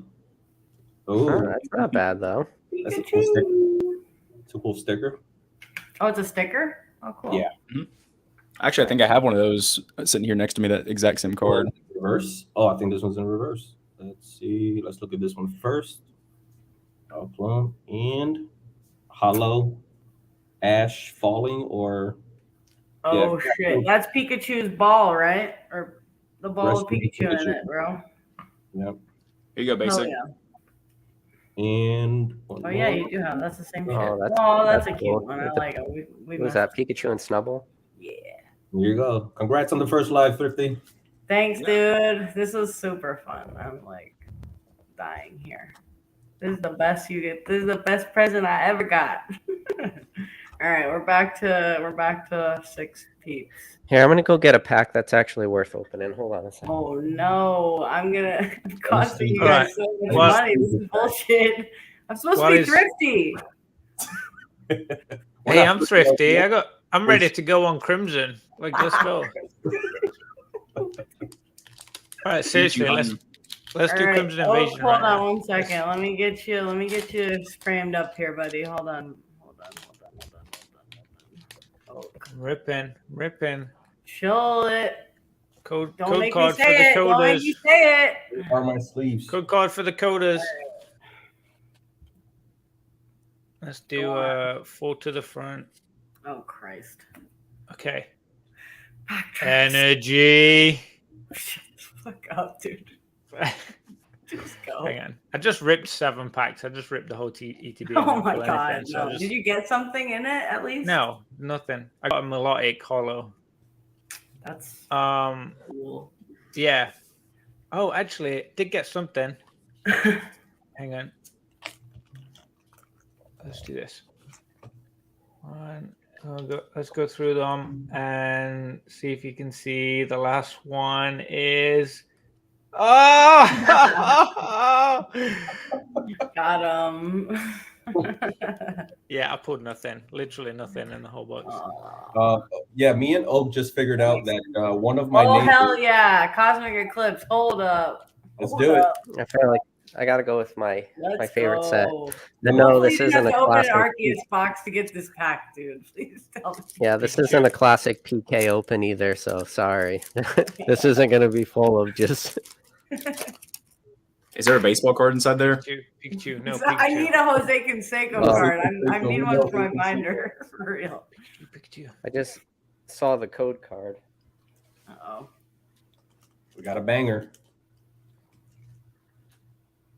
I don't know. That didn't sound like an excited. We saw No, the code it card. didn't. Well, you never know. Character rares and cosmic. Oh Eclipse yeah, could yeah, be yeah. updated, though.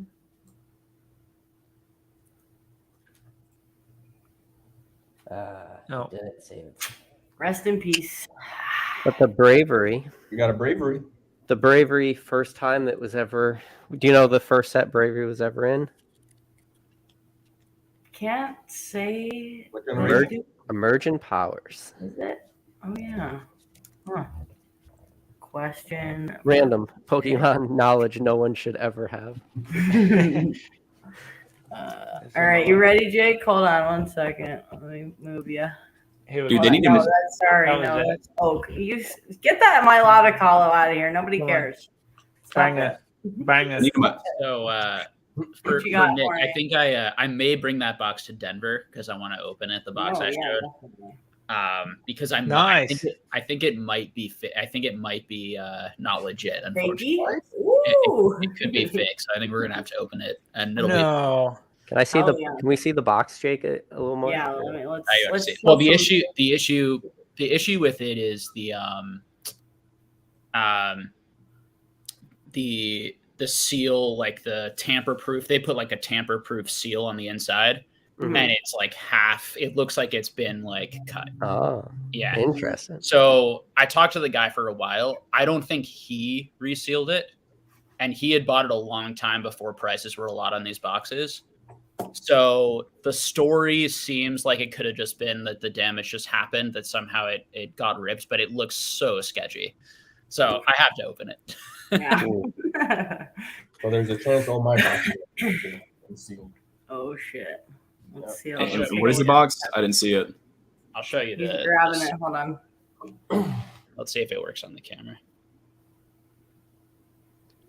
So yeah, it's I a see little it. hard to tell.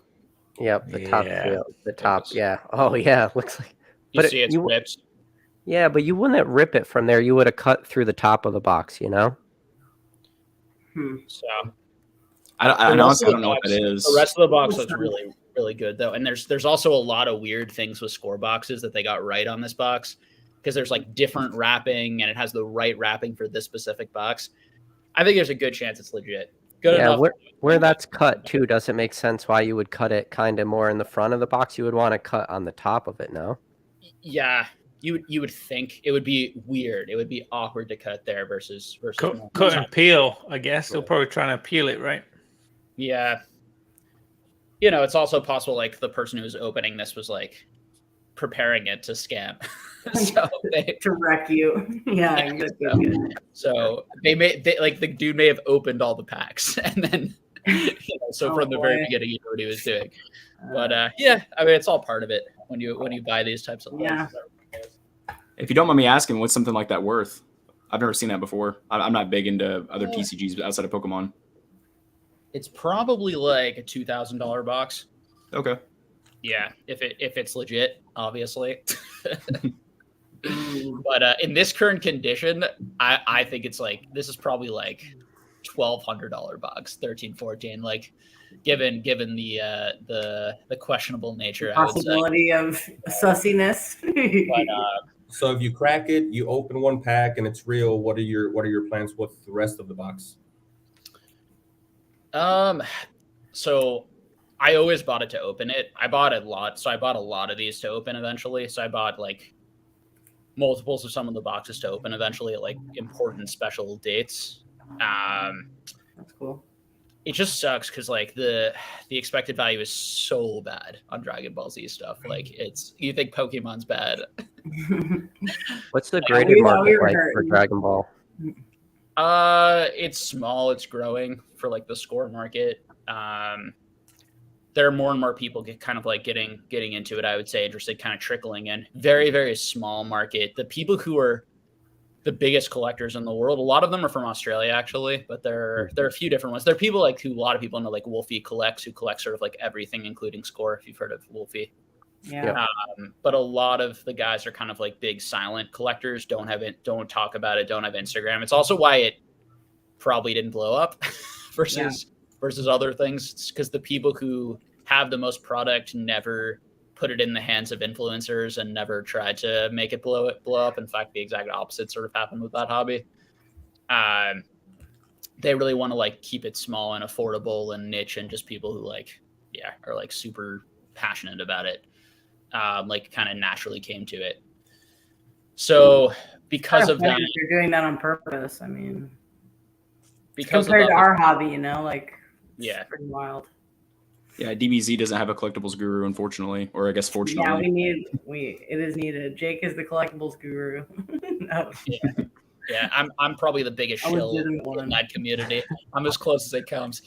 Just talking about it on YouTube to even just like a few. I just talked to you talked to 100 people about it, and now it's like a thing, That's yeah, crazy. I mean, a number of people in the Discord collect it to some degree, and pretty like the majority of them probably heard it or saw it from me for the first time. I mean, that's how these things work. And yeah, exactly. And it's not even like an investment thing. It's more of like, that's a cool card. Like, I'd like to get that, type of thing. Yeah.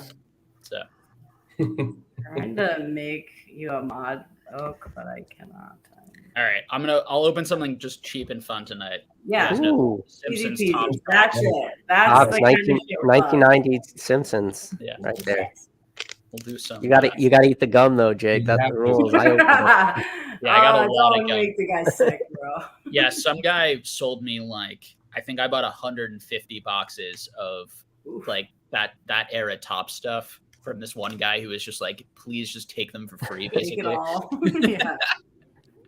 So we'll those see. are I might start grading some of these someday. Yeah, they're worth it, dude. Especially the Bart Simpson card that's in there, like the full art one in the frame is a nice card.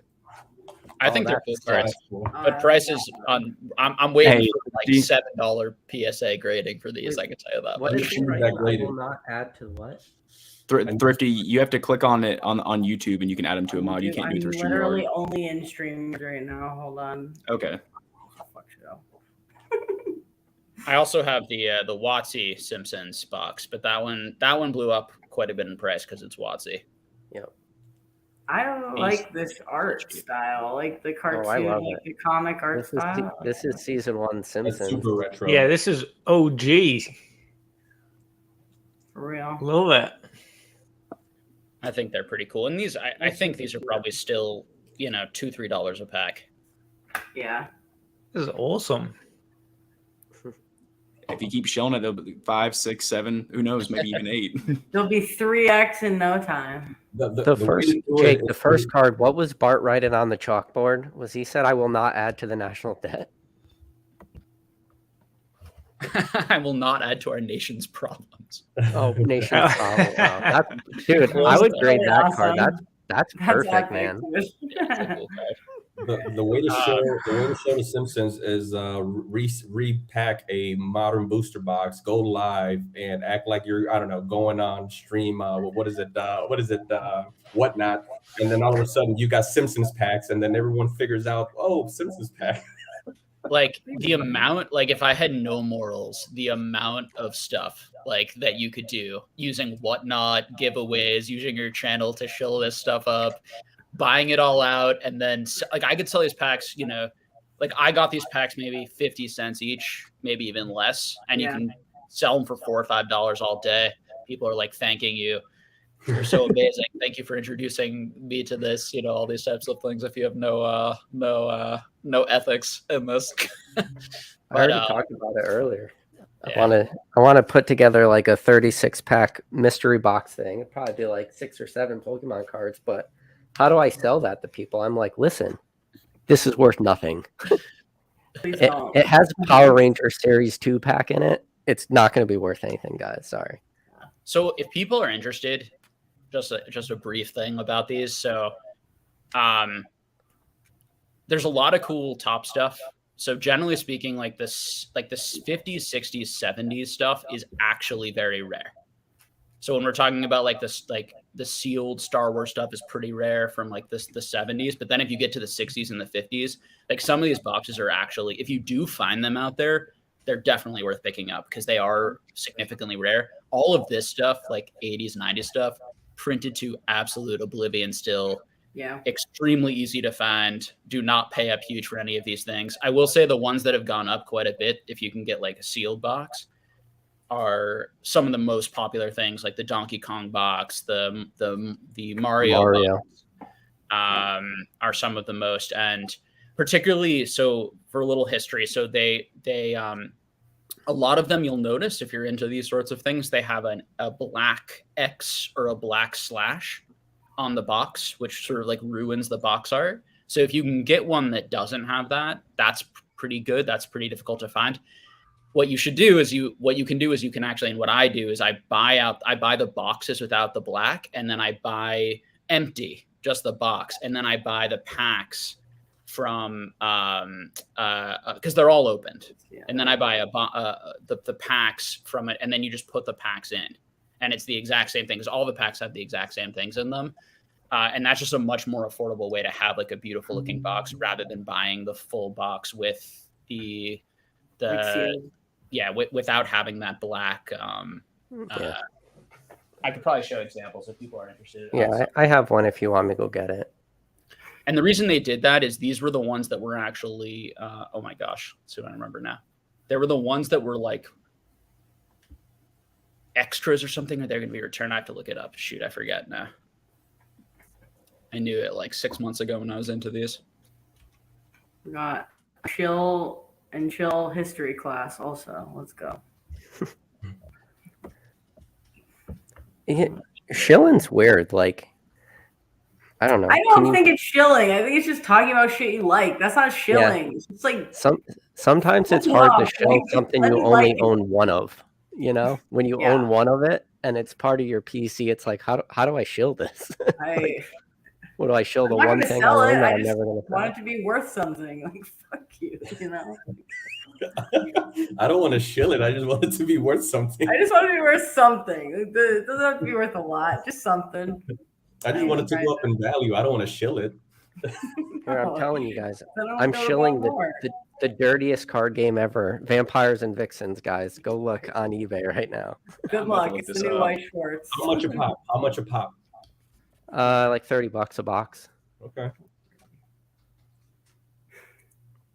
Get used to it. Open one up? You should see the art. I can't open these cards on her stream. So the Topps company would buy back the boxes, and then the ones that they would buy back that were not sold initially got the Black X, and so that was the vast majority of them. So they just had stacks and stacks of these sitting around. Oh, so they bought them all back, huh? I didn't know that. That's wow.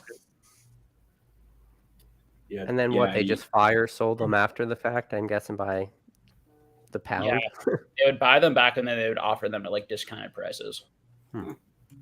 PK, why did you buy those? Why? Good question. When did I buy them? Probably Why? Like 6 years ago, 7 or 5 years ago. Oh wow. And why did you buy them? No, you said he asked why. Yeah. Oh, I have so many random TCGs. It's disgusting. I have some that are worth money, some that are not worth money. Oh my god. Yeah, Mason left a comment earlier and it was along the lines of this looks like a bunch of people who run a flea market started a live stream. Yeah, it is. That's pretty that tracks. Yeah, we're a mess. Oh, so I went to this show, right? Because we're talking about how was it? You had some bangers on your Instagram today, boy. That show was ridiculous, and it's local and it happens every 3 months, every quarter. But I was talking to a few guys. I just like to talk to people and see where they got all their stuff. There was this crazy booth, and there's these pop series. I sent the picture over to Discord. I said, "Who needs pop series?" And there was a bunch of them just there in the booth, right? So I'm talking to the guy. I was like, "Hey, like, there's a bunch of these sitting here. Like, what's the story?" He goes, "Oh, that's nothing." He goes, "Well, what do you mean? How many do you have?" He goes, "About 10,000." I'm like, 10,000? He goes, "Yeah, and I have every single set. So if you need, depending on which one you want, I've got every single one." And I'm like, "Okay, hold on. How does this happen?" He goes, "Oh, this lady, down the road, she owned this shop and, she closed it down, I don't know how many years ago. And, we found out, we went and talked to her and we bought her out. And she had a store filled like a storage store filled. And it was just crazy. And he's talking about Watsy boxes. And this happened post-peak. She was unaware of all of this. We're talking about an 80-year-old, woman today. And she was unaware of all of this. And yeah, he says, "Oh yeah, which set do you want?" Obviously, depending on which one you want. Some are more expensive, some least. But yeah, I've got about almost like 10,000 per pop. I said, "That's ridiculous." He showed me a few pictures of this storage.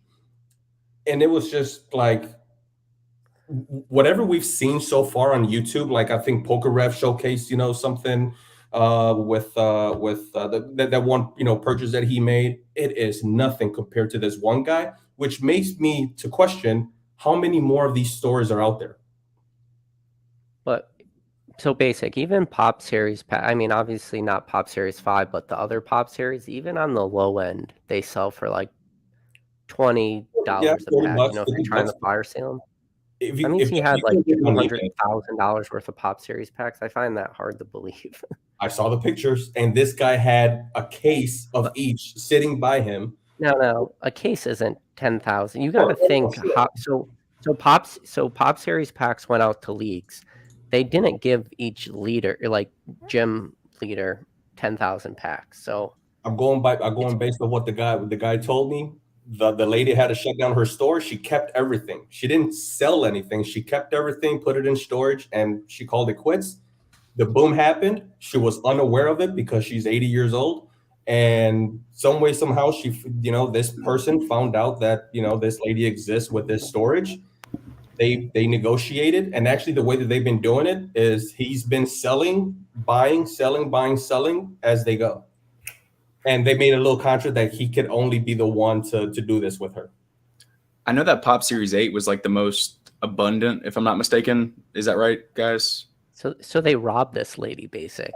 Listen, I didn't ask for I didn't ask too many details, but I didn't ask too many details. A lot of those packs were $20, $30, $40, but they had Pop Series 5, and they had that in the back, and he had a case of that. But he says he's got 10,000, 10,000 of each on average. He said between 7,000 and 10,000 for each Pop Series. That's like if someone bought the pins that Rusty sold to Nick of Pop Series packs. That seems insane. What? I took a shot. I said, hey, any chance that I'd be able to, swing by and, you can middleman it. You can commission, and I'd be able to, to buy some. He goes, you can shoot over your information, but, it's pretty much just me and her. I'm like, okay. Bro, if this guy has 5,000 Pop Series 5 packs and he sells them at $450 a pop, he has $2.25 million in Pop Series 5 yeah, packs. that's why I don't believe it. Though. He had a case at this show. As a matter of fact, I can give you his IG. I can give you his IG so you can DM him. Basic, I think you just found your first YouTube video. He would destroy the market for gold. Oh, that's exactly what he said. He goes, the only reason why I do it at shows is because if I unleash this on eBay, it would destroy the market. That's not a smart thing to do. And I was like, oh yeah, of course not. If you have freaking 10,000 of each freaking set. Yeah, but you sell 10 a week. You have an extra grand. You have $5,000 of disposable income, and you're selling them higher than you would be if you unloaded them at 100 at a time. You know what I mean? Yeah, but I mean, that would decrease the price also. I mean, but when you have that many, then it doesn't matter. But I'll send you guys his IG. So DNA, you asked which Pop Series packs are the most. Yeah, I think 8s are probably number 1, but I'd say Pop Series 2 is probably number 2, most common. Yeah, because I know the 8s were in recent Walmart mystery boxes. Oh shit! MJ Holdings, holla. I don't really know how common Pop Series 5 honestly are. I think all the print runs were the same, but I don't really know. Yeah, Pop Series 5 is all or nothing. That's like straight lotto gambling. It's gambling, man. Straight up gambling. Yeah. DJ shit. Let's go. Like so fun though. Just think of Pop Series 5. You have 2 hits, right? You have number 16 out of 17 and 17 out of 17. So Umbreon and Espeon, or I should say Espeon 16, Umbreon 17. But you would think that it would have much easier pull rates because they were just Pop Series cards. They shouldn't really have had crazy chase factor. But the numbers I've heard are like 1 out of every 40 packs, which is crazy. I just sent you his IG, PK. You can make a deal with him. Oh shit! Getting the plug. Jake, have you ever opened up a Pop Series 5 pack? No. No need. I've opened up Pop Series 3 and I think like Pop Series 6, because 6 is the one with the Deoxys on it, I think. I opened up 1 pack of both and didn't pull diddly squat. Bricked it. Yeah, I literally just at this Collecticon opened my first edition Wansea pack. I'd never opened one before. Nice. I haven't opened one either. Yeah. You opened that at Rusty's house? Cool. That's awesome. Hell yeah. Yep. That's the spot to open one if you're going to do it. We got a little silly there for the occasion and open up some. Really, Rusty was just incredibly generous is the reality. And he's an enabler and you guys were down. It's fine. Was it a reality check of how little our collections truly are in the grand scheme of some of these guys? Oh yeah. So Rusty, so the most the part of his collection that for me was the most unusual was actually the promos, the amount of the bricks of promos, like the stuff that he bought out. Because like, yes, he has most sets completed in like PSA 10, PSA 9 first edition, but I don't know if he wants me telling people. I'm sure he doesn't care, but that was the part that exactly what he has. But that was the part that that was the most, not necessarily the most value. I mean, when you think of it, what the prices are still going on, on those like in PSA 10s, it's a lot of money, but it was more just like, it's very unusual. But I haven't done a lot of business with like stores.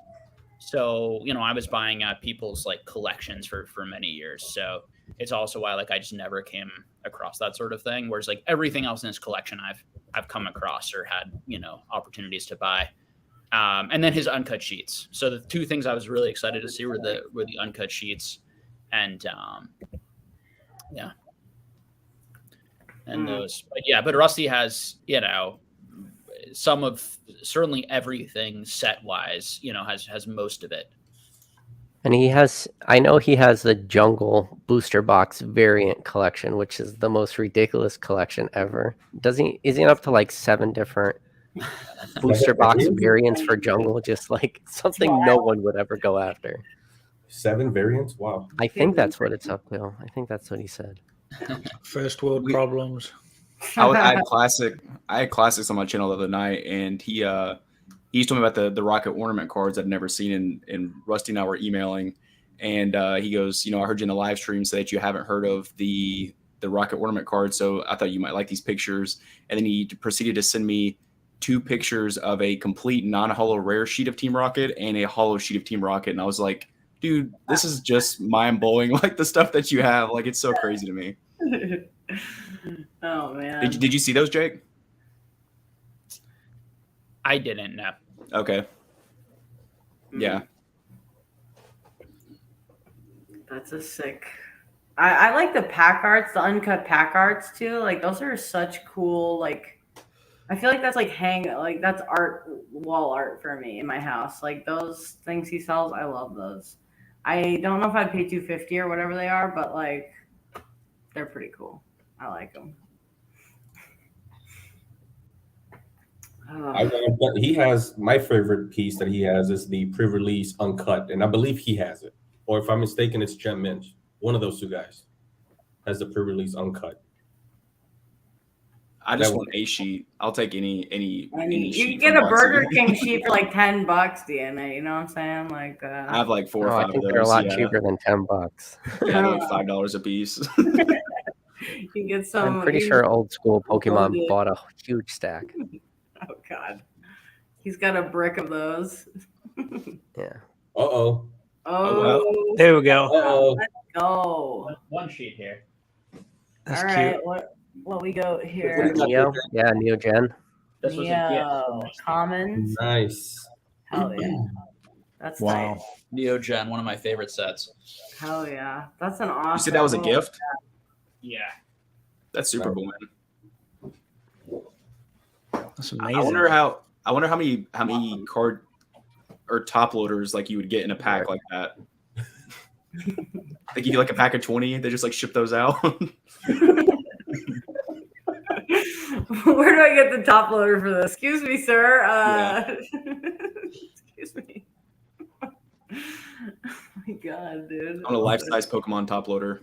It's like the size There's of there are some of the DBZ score ones out there that I've bid on a couple of times that I wouldn't mind winning one of. I have a plan eventually to sort of maybe get each of or like maybe pick my like 5 favorite TCGs and then sort of get my favorite set, try to get my favorite set of each uncut sheet in like the cheapest version possible. So like, for this, like the unlimited common is like great for me. So just to have something really awesome to put and remind me of sort of my favorite set from each TCG. I think that would be cool in a room. That's like my long-term goal. when I eventually maybe buy a house, we'll see someday. How much are the DVDZ ones you're like missing? You're like losing bids on. They're so, I mean, you can get like the best ones for $5,000, which is that seems like hella reasonable. Like not unreasonable, but not. And I don't need that, you know. So I can probably get it for a couple $100 or $100, the one that I would want. Whereas like the comparable one in Pokemon would be like hundreds of thousands, you know, that's $5,000 in Sport DBZ in terms of like the rarity and sort of that sort of, you know. Okay. Uncut sheets are an oddity. It's a bit of a strange market. And in Pokemon, it's a lot bigger than in some of these more like niche things. Definitely though, in like sports and in Magic, there are some pretty hardcore collectors who pay a lot for certain things. Here's baby. That's Professor Oak just making noises in the background. No, but if you're looking for, not me this time. That's probably my son in the background crying. He's been going a little crazy. Oh, poor little guy. He's gonna have a sick ass collection. Let him cry. It's fine. Let him cry now. Topps Chrome sheets are pretty affordable though. I mean, I think they're like 12 card sheets or 9 card sheets or something like that, and you can get them relatively cheap if you look, and especially if you find them at auction. The key is. I tried going for one on Heritage. Okay, I tried going for one on Heritage, and it just went too high for my liking.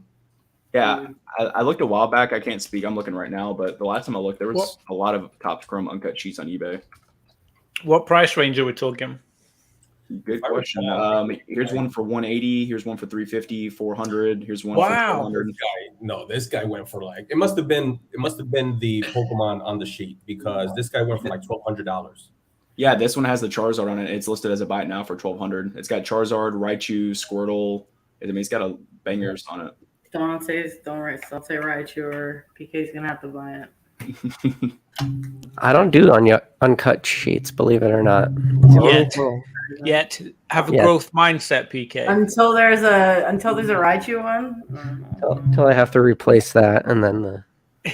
Yeah, exactly. That's it, dude. Like for me, they like it would be like I'd have to have like a display plan basically set out for like a permanent room. For me, it's not something like I feel like stacking a bunch of them up like in the corner on top of each other. It's just even though it's so cool. Like to anyone who does that, like I think that's awesome. I just respect, but I need a plan. Yeah, exactly. I just worry, and it's like those top loader things are really cool. that Rusty had to keep it safe. That makes me like more into it, but they're super fragile and just difficult to maneuver around. So need a Pokemon cave, right? We need a Pokemon cave where it's just all over the walls and we can just display everything that we love. That's the plan. Or build a community museum where we put all the stuff up. That's the other plan. I love that. I remember the first time you were talking about that quite a while ago, and I remember getting excited about the thought of it, just like how fun that would be, because I just know there'd be oddities, like things like people hadn't seen before. I was just trying to picture it and imagine it in my head. It sounded so fun.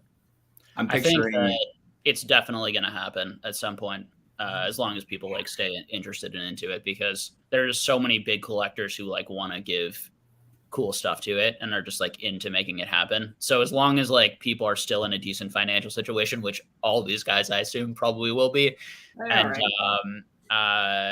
and like people are still into cards, you know, in general, which I think that they will be, to some degree. I think it'll be fun. I love. I'm planning to go, and when we go to Denver, like Mile High Comics is there, which is like sort of what I want to do, but just for cards. So that's sort of and we can call it a museum. It doesn't have to be like a museum. It can just be like, you know, just a cool shop where we don't really sell much, you know, that it's mostly just for people to go and like hang out, and they can look at all the cards for free and see all these like cool things, and, you know, in person get a chance to like handle all these things to see, and just like have conversations with people like right there to like get them into the hobby, like give them advice, you know, help them get started in person, build those like communities in person. Be sick. I'm picturing like a beautiful display case of all of Oak's mini South binders just up on display. It'll What do be you think about fun these? to organize that place, to organize things in a million different ways. You know, Pokemon, artists, sets, all sorts of things. I think, Jake, if you build it, they will come, and you should build it in Iowa somewhere. That's where he's gonna need to build it. It's gonna be so big. I'm so jealous of Texas. It's just so many things seem to be happening there in the card world. Whenever I'm looking, we need more stuff up here on the East Coast. Not to continue the MZ conversation, but I just found out today that Texas is the MZ capital of the United States as we speak. For the time being. Why am I not surprised? I don't. It's either Florida or Texas was going to be the Mezzu state. What does that mean? For the time being, Texas holds the top. They have. What was the number they gave me? Like 70 something of the top 320 players in Texas. Whatever that means. Interesting. You want guns, a big state.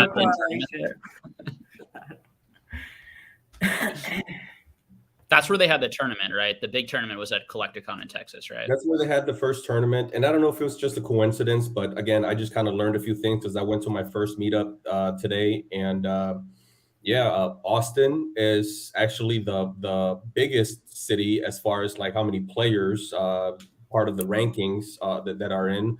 And then Dallas is number 2, San Antonio number 3, and Houston number 4. But yeah, and obviously major cities. I was surprised when I found out when I made the move to San Antonio. I guess I didn't do enough research because, you know, I said, you know what, I want the warm weather, somewhere that's quiet, and I didn't realize that San Antonio was such a huge city, number 7 in population. I was like, oh, I should have researched that beforehand. Is that where Mike's from? Do you know? Anybody know where Mike's from? Mike Waddell? You know what? I don't know. Isn't he from Northeast? He's I don't know. He lives in New York. Yeah. Oh, okay. Metazzoo's headquartered in New York. At least it was. Like it's Vegas now, I believe. Oh, they changed it. Yeah. From Wall Street to gambling. Yeah. Why? Same difference. Yeah.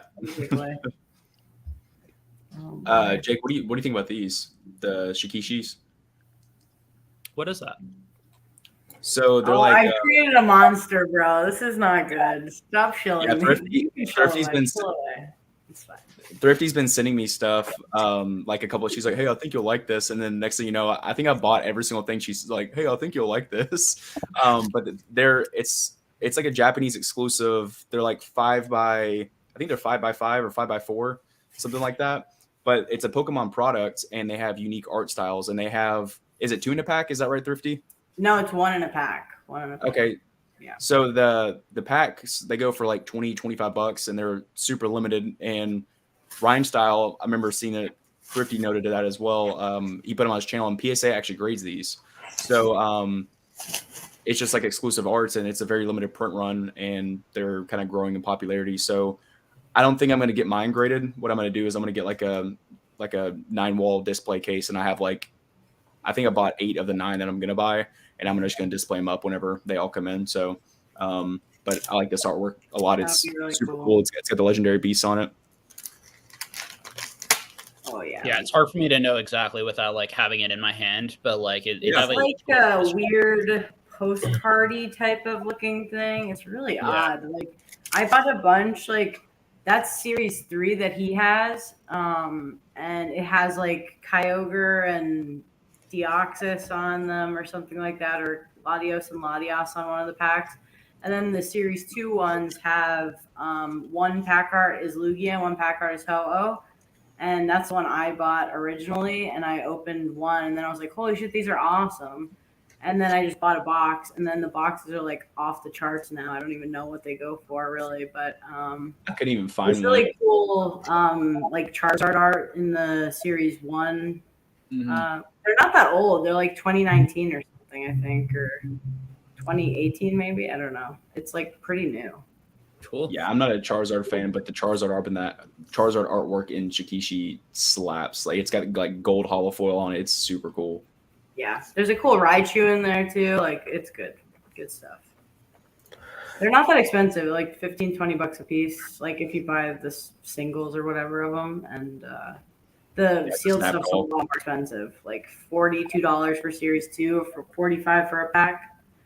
Like that's a little ridiculous. So, seeing how the topic of today's video was shilling stuff, I just went downstairs. I have a movie poster collection, and I couldn't find one of them. That's how much shit I have. Oh my god, I couldn't find one. I have a Ninja Turtles #1, Ninja Turtles #2, like original movie posters. Those are the ones I went to go look, and I couldn't find them. No clue where they are. Damn, dude.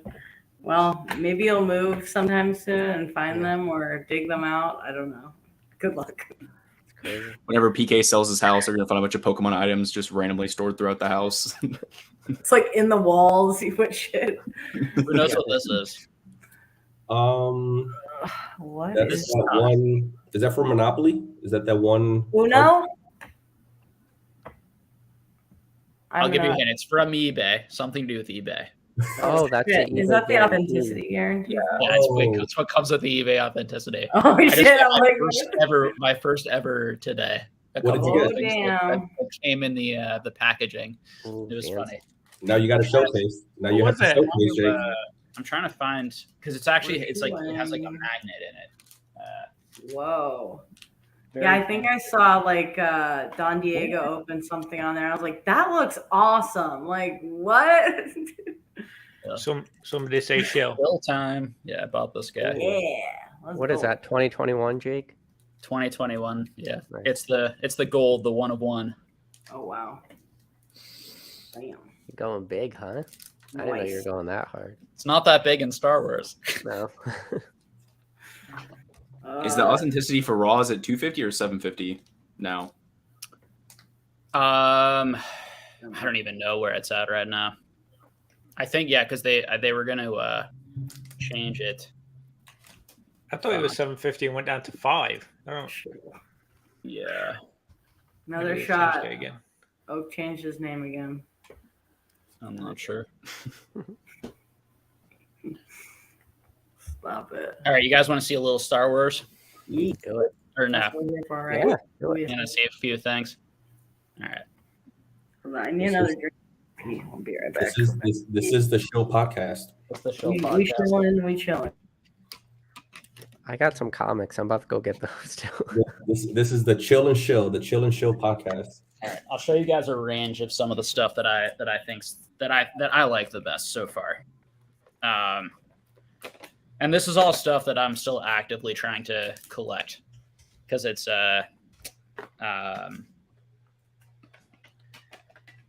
so I like these so 2015, 2016, 2017 had three different high-tech sets. These are what the high-tech sets look like. They have these kind of like shimmery backgrounds. So this is the 2015 one. These are the red orbits. So they also have these in sports, the same look. And those are numbered? Yeah. So these are each to 5, the red ones. Is it the same arts every year? No, so they have slight differences, but it's the same colors, or mostly the same colors. Gotcha. So they do it parallels, like they have the base art, and then they do different parallels with different colors, different patterns, different refractor patterns. Then 2018, I just think the look of these are really clean. It's a little hard to see through. Yeah, Captain Phasma. Yeah. But this is the 2018 Topps Finest set. They're coming out with a new Topps Finest set this year.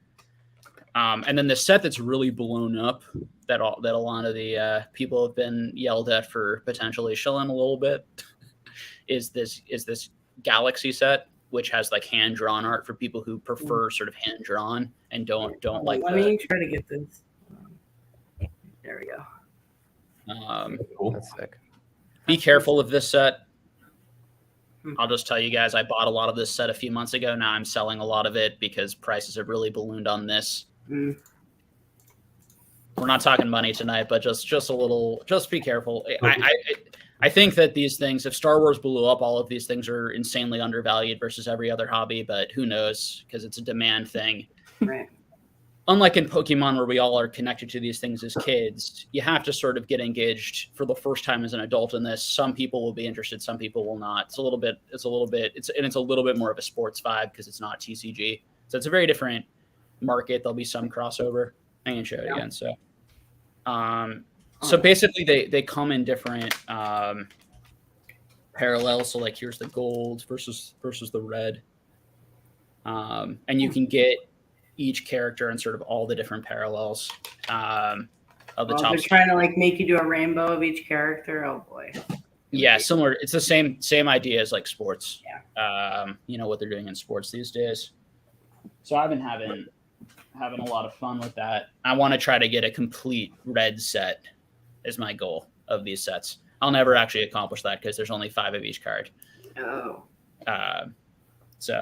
But that's my goal. So it's interesting. I think Topps is really, this Galaxy set has been a huge success, and Topps, particularly with Topps losing the license to Fanatics, the baseball license and other things, Topps is going to go heavier into these, probably put more money in it, make it cooler, maybe advertise more.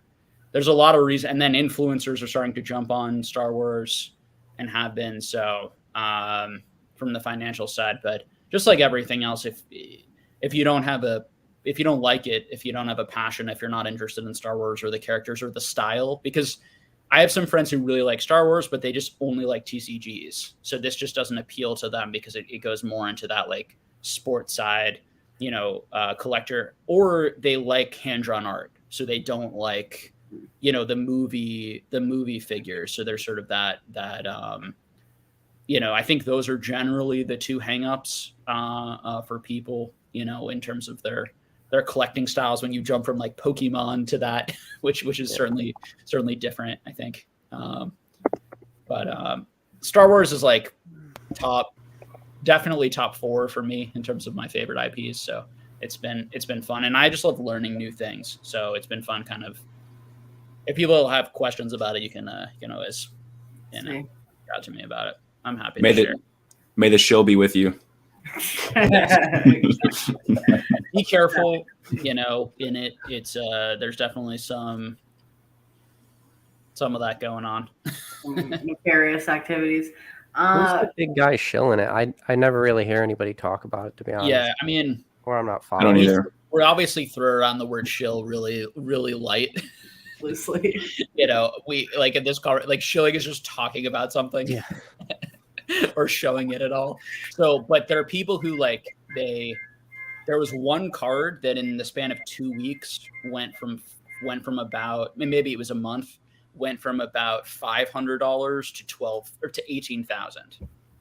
One card that sold like 5 times or 4 times within that range, and it was very publicized on YouTube channels. So there was a lot of like, why are you doing that? Why are you shilling that? Why are you trying to tell us that that's the most expensive card, or that's supposed to be the best card in the hobby? Talking a lot about that's like the chase card of the hobby, like telling people how they should feel maybe a little bit, or like, and then saying, should this card be worth 120,000? Like they were throwing out these numbers. So it's a little bit of that sort of thing of playing a little fast and loose with reality, and a little bit pushing on people sort of what they should like and what they should think is valuable. So you just have to that stuff is extremely effective. So you just have to be careful. You have to understand that you can take advantage of that. And I certainly did as a speculator in these markets, but at the same time, like, you don't want to be, I don't want to cause that. And then I also want to like teach people and warn about it when it's happening. So, but I do think this stuff is really cool. This stuff is very rare when you think about how low numbered, and that Star Wars Topps is really only putting out a couple of sets a year and a couple of numbered sets a year. So certain characters only had, a few numbered, 500 numbered cards, even the lower numbered cards were a year 1,000, and that's just very low. So if it were to ever take off, but that's a big if, and it doesn't, and for me, it doesn't need to at all. For me, it's just another fun cool thing and a fun thing to kind of spec on. I do think it's good for people to know. Part of why I bring it up too, because it allows you to see like there's so much cool stuff out there, and so you don't just have to pay up really high prices for Pokemon. Like you can also buy cool lower price stuff that's rare in other hobbies. Which is against my own best interest because obviously the majority of what I own is Pokemon and will probably always be Pokemon because I like Pokemon cards the best. I think we're moving to a time where people are becoming more knowledgeable, learning about other hobbies, and then they're making better decisions about how expensive should Pokemon be versus some of these other things, and some of that can sort of like level and even out. So I think you have that. I think you have that trouble with even within Pokemon when you're trying to explain to people like there might be some cards in Pokemon that are probably better worth your money than maybe some of the modern chase cards, and then they're just like, oh, you're just a vintage shill, and it's like, okay. Well, you are just accept it, anyways. I was just gonna say, what do you guys think of? There's like a new company that's doing Dutch auctions. What's the take on a Dutch auction? Do you guys know what that is? Where like the lowest bid it goes down, right? Is like the price of the booster box, basically. Like everyone like piled into some line, some like auction bidding site. The lowest bid for the box ends up being the price of the box. They did it for V-Friends, I think, or some shit like that. I don't remember what it was for, but like, I think those boxes ended up going for like $3,000 or something, or close to that. I'm not sure, but so I thought it was, and I could be wrong about this, that the auction starts at a price, and instead of going up, it goes down until someone buys it. Oh. So it's like the first person who puts, and maybe I'm confusing Dutch version. That might be something different. Or at least like with this company, what they like said that set their booster prices at, but booster box prices at was like whatever the lowest bid is. Like if you want one, like there's only like so many or whatever. There was like 500 or something or 1,000, and it's like, okay, what's the least you're willing to pay for this? And no, I guess there was no like, I guess they like take out $1 bids or something. You know what I mean? Like. Or I don't even. God damn it! I don't even know what I'm. I like what you just said, Jake. That's the first time I've heard of that. That sounds very interesting. That would be exciting to be in. All right, so I guess I don't really know what a Dutch auction is, but I would think it would be heavily manipulated. Like, wouldn't the six of us be like, "Hey, we're just gonna keep bidding on this till it gets down to $10"? Well, I just looked up the definition. The definition says a method of selling in which the price is reduced until a buyer is found. Okay. Yeah, I see that. So it's that idea of like, so the psychology of it is you keep waiting for it to go down, but you're worried someone else is going to buy it. So the longer you wait, the lower you'll get it for, unless someone else comes in and snags it. And that makes sense. Okay. Yeah. So I could be like, oh, this bravery is $1. And then none of you guys bid until I get down to like 3 cents, and you're like, I'll take it. I was in a Dutch auction with Radar, and Radar freaking snapped up the card when we should have waited for it to go much longer. I'm going to attack Radar tonight. There was this guy on eBay with this DBZ card, and every week he reached out to me, and I said, hey man, like I said, I want to buy this card, but it's too expensive, like are willing to come down. And he said, every week I'm going to lower it $100. Basically a very slow Dutch auction. I like that. I reached out to Radar and I was like, hey man, I know we both want this card. Let's be patient and wait. And he bought it like that day. He totally wanted it. Snipey Sniperton. Let's go. Scooped it up. Yeah, he was like, nope. Good enough price for me, and I wanted us to wait for it to go lower before. He's just gonna try to sell it to you later. Just wait. Just you wait. No, it was just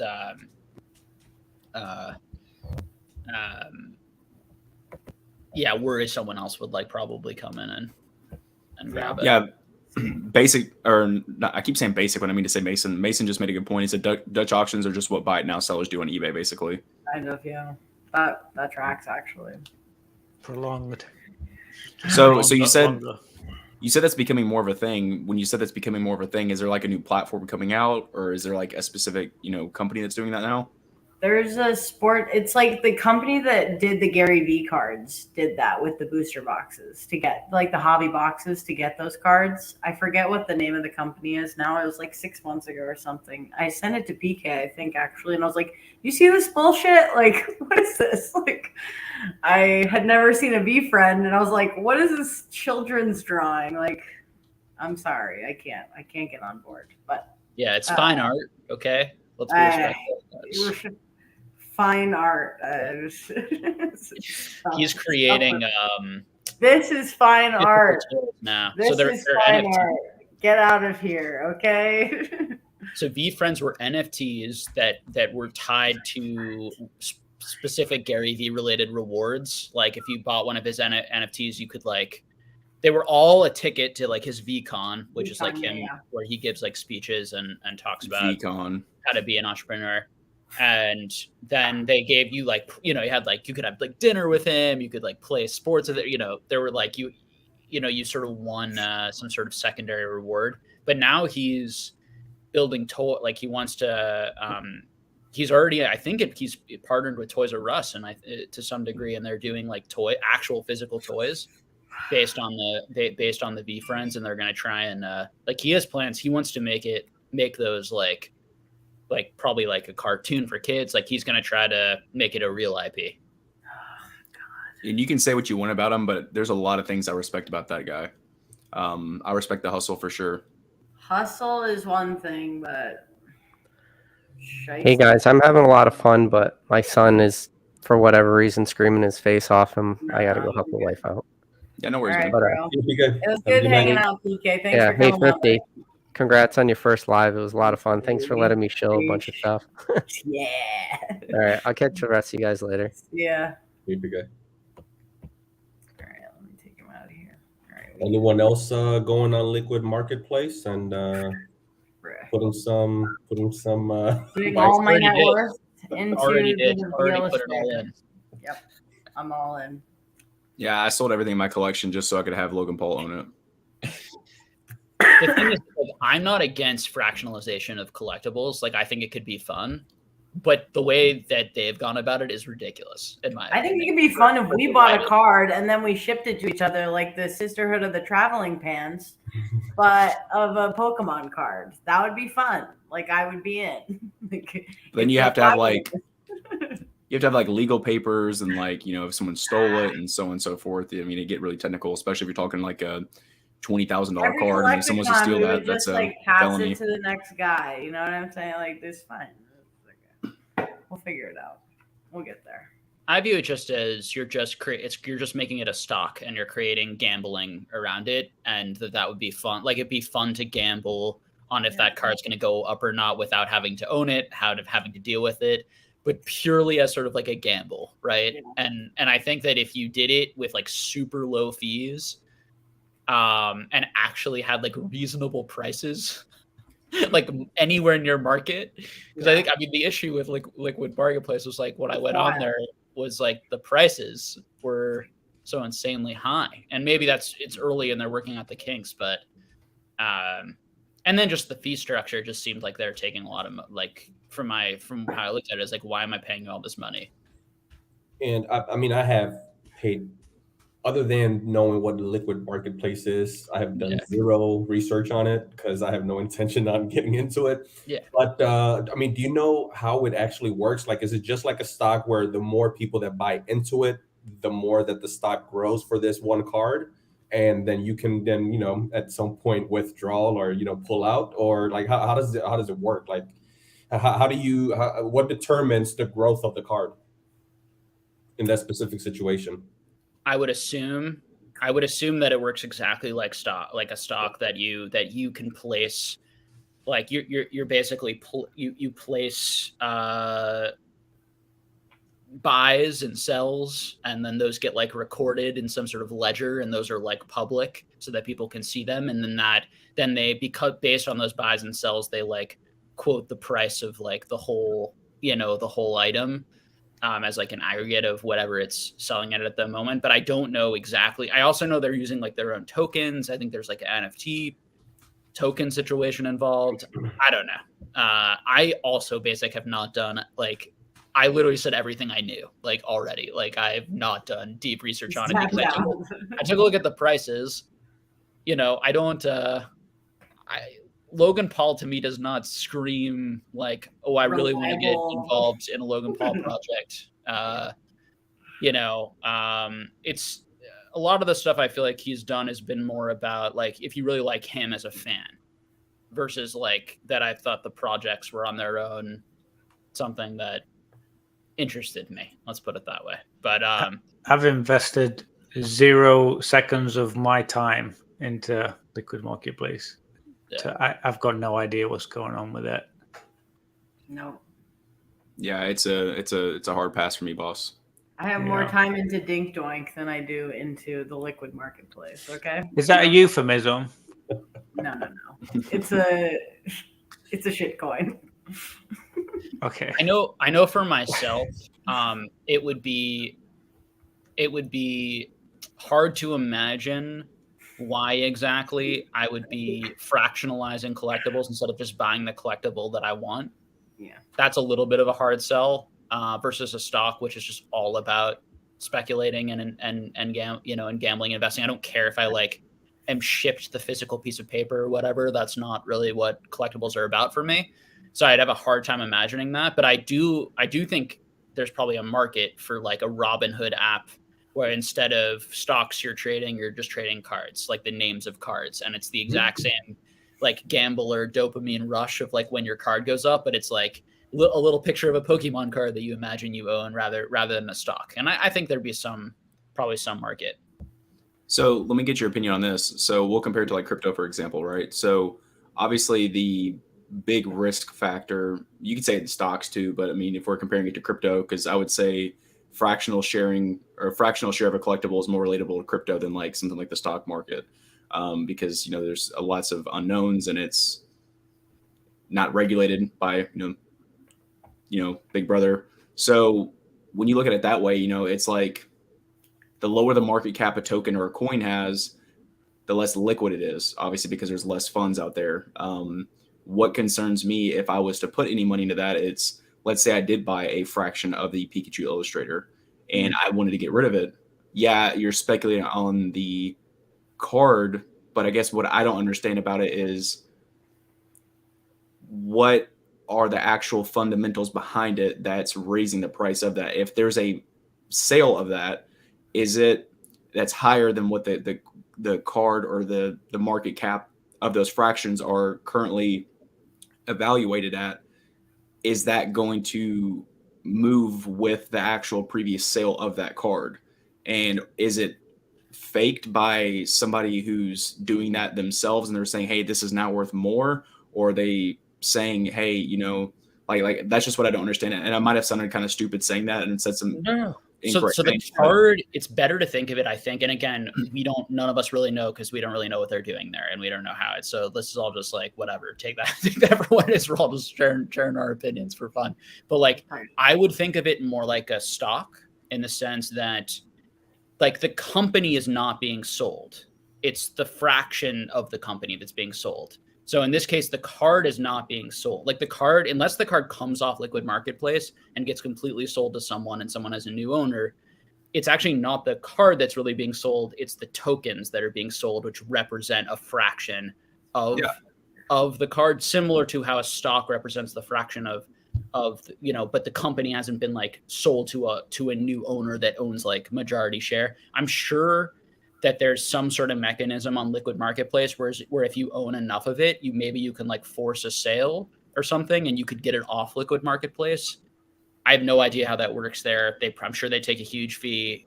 I'm sure it's not very easy. It could be a really ridiculous thing. You would want to know all of that before you got involved in anything.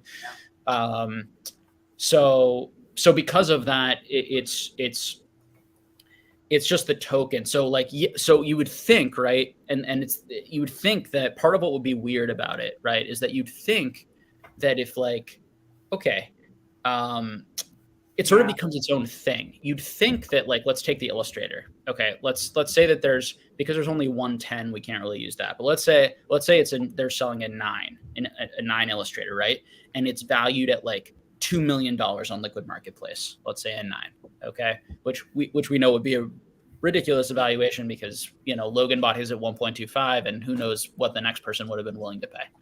But let's say it's 2 million, okay?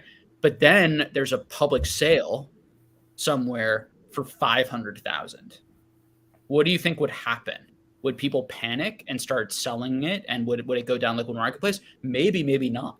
It'll be fascinating to see. Or will the one on Liquid Marketplace still have the market cap because people are unwilling to sell their fractional shares for less of that specific card? That's interesting. So now the fractional shares are now getting detached from the potential overall value of the card because you're actually selling those fractional shares. You're not selling the whole card itself. And so if you think of it, the fractional shares could actually have more value than the card itself they could argue because this gives you an option to own something special. So of course you have to pay more. Each person has to pay more to own something special. So you have to pay double or triple the price of a small amount to own. You guys follow my thinking here? Yeah. So it's going to be interesting. If that blows up, the whole thing's going to be hilarious, and we'll all be talking about it. Like that card benefits from being the only 10. Like that's like the saving grace for now, in my opinion. Like right now, right? Exactly. That's the problem, though, right? Because when you buy stock in a business, he could be totally screwing himself, or screwing everybody else that owns a piece. Like when you buy stock in a business, you know the value of the business, right? If there's potentially 2 PSA 10s, or there is other grades of that card, you potentially buy in stock in something that you don't know the value of because you can't value it if there's 2 of something. Like it can't. You know what I mean? Like if that one's worth that or that one's worth that, like you can't buy stock in something where there's potentially 2 different values for the same item, or there's 2 actual different items. Yeah, it's being sold as a digital good, and it isn't a digital good, like in that sense. Like so there is potentially another PSA 10 Illustrator. If there's a sale for 500, it dips 75%. My knee-jerk reaction when Jake first posed the question was, well, psychology, and it's people are going to panic. But if it's not a traditional, if it doesn't act like a traditional stock where people are going to panic and get their money out, and it's more of a safe haven because it's its own thing, and it's it's acting on it like its own vehicle, like Oak just said, it's two different vehicles. The private actual physical thing is one thing, and then the liquid marketplace is its own other thing. Then maybe that card will stay at 2 million because again, psychology then says, well, I'm not going to lose any money as long as we keep our money in here. It's a $2 million card. So well, and like what I want to add to that, and I want to hear all your guys' opinions, but like, and I don't want to explain this really, but do y'all know what Tether is by chance, like USDT? Lol. Boomer.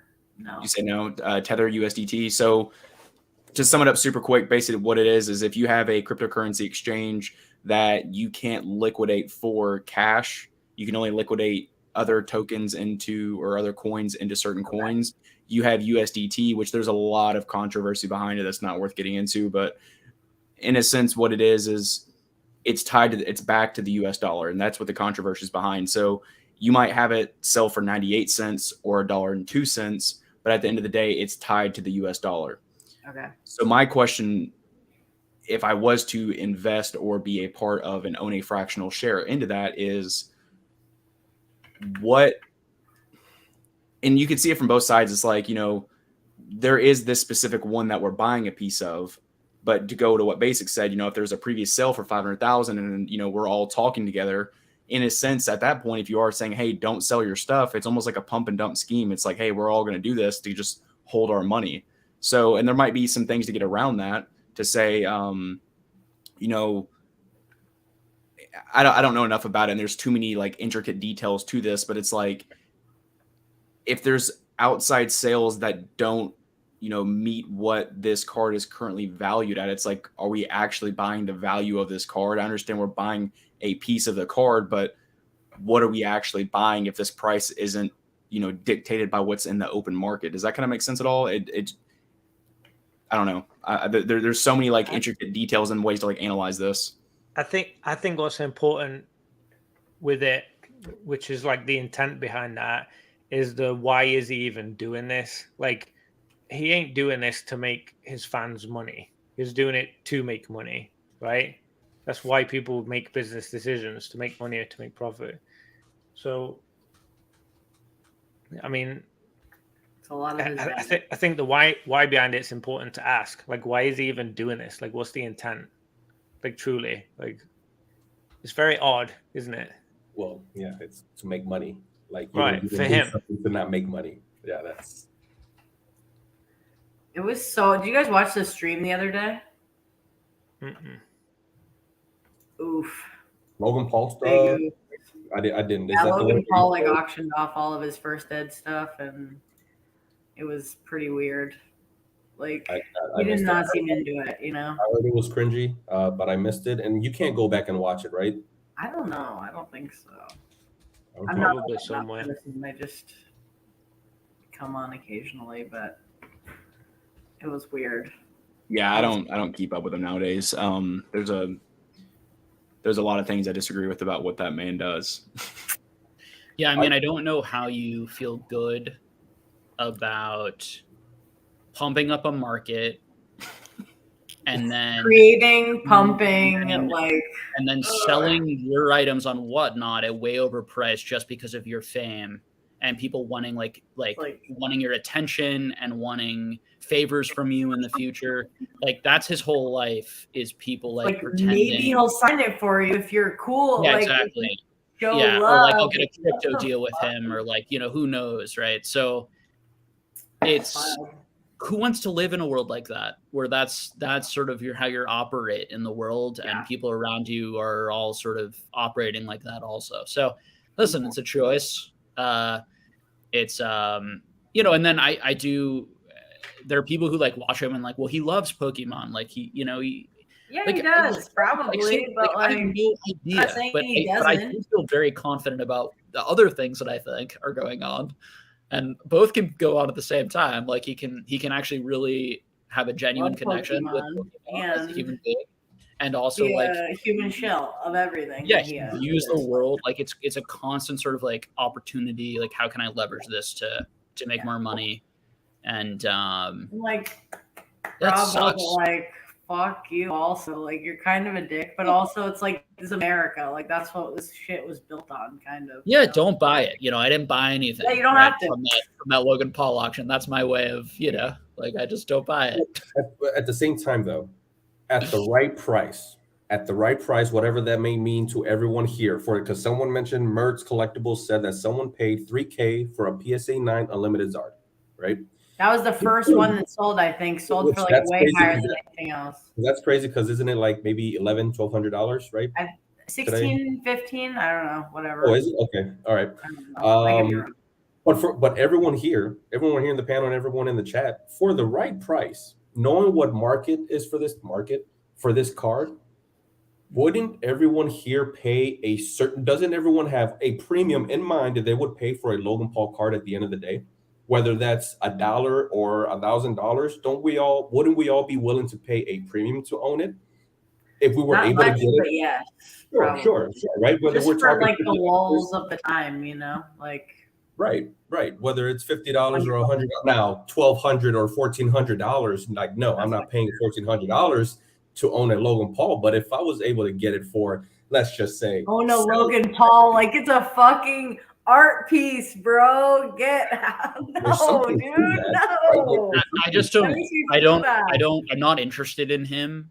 I don't appreciate him or what he's done particularly. I'm not like super anti or anything. So for me, no.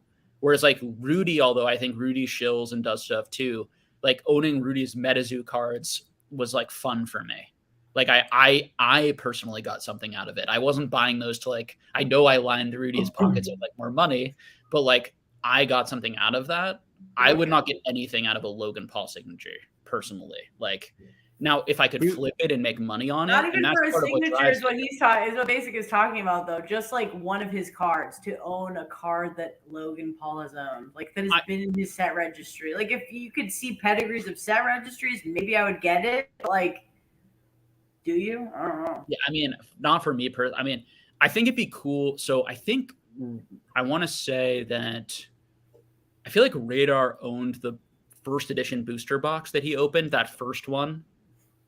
That kind of like when it was like that would be a cool item because it's sort of like that opening was really cool. We all loved it. It was a really fun, cool moment where we were all really excited, and it kind of like it was an important. It ties to a memory that I had of watching that. Like that would be cool to own that piece, but it's not because of Logan Paul so much as it is sort of like that moment in Pokemon for me personally. But sorry, I'm talking a lot. I think it's funny how he's like one of like 3 people who can get a PSA pedigree. It's business. Yeah. Basic might have a PSA pedigree card, but I guess we'll never know. We will never know. Until tonight. Oh shit! It's crack time. It's happening. You know what? When Jake's when he opens up his museum or whatever, I'm donating that box to the museum. There you go. Shit. And then he gets to decide what to do with it, or that's stress. No. It's just staying. It's just gonna be a sealed box in his little store. Come on. And this is what a PSA case. This is what an unopened PSA box looks like. It's really hard to open, guys. Just so you know. I've joked around like, what if I actually open it years down the road and I open it and they sent me the wrong card, and it's just like, oh my god, whoops. Well, didn't you say Rusty checked it, or did Rusty check it? I don't know. Rusty is the only one that has that information because he owns the account. So.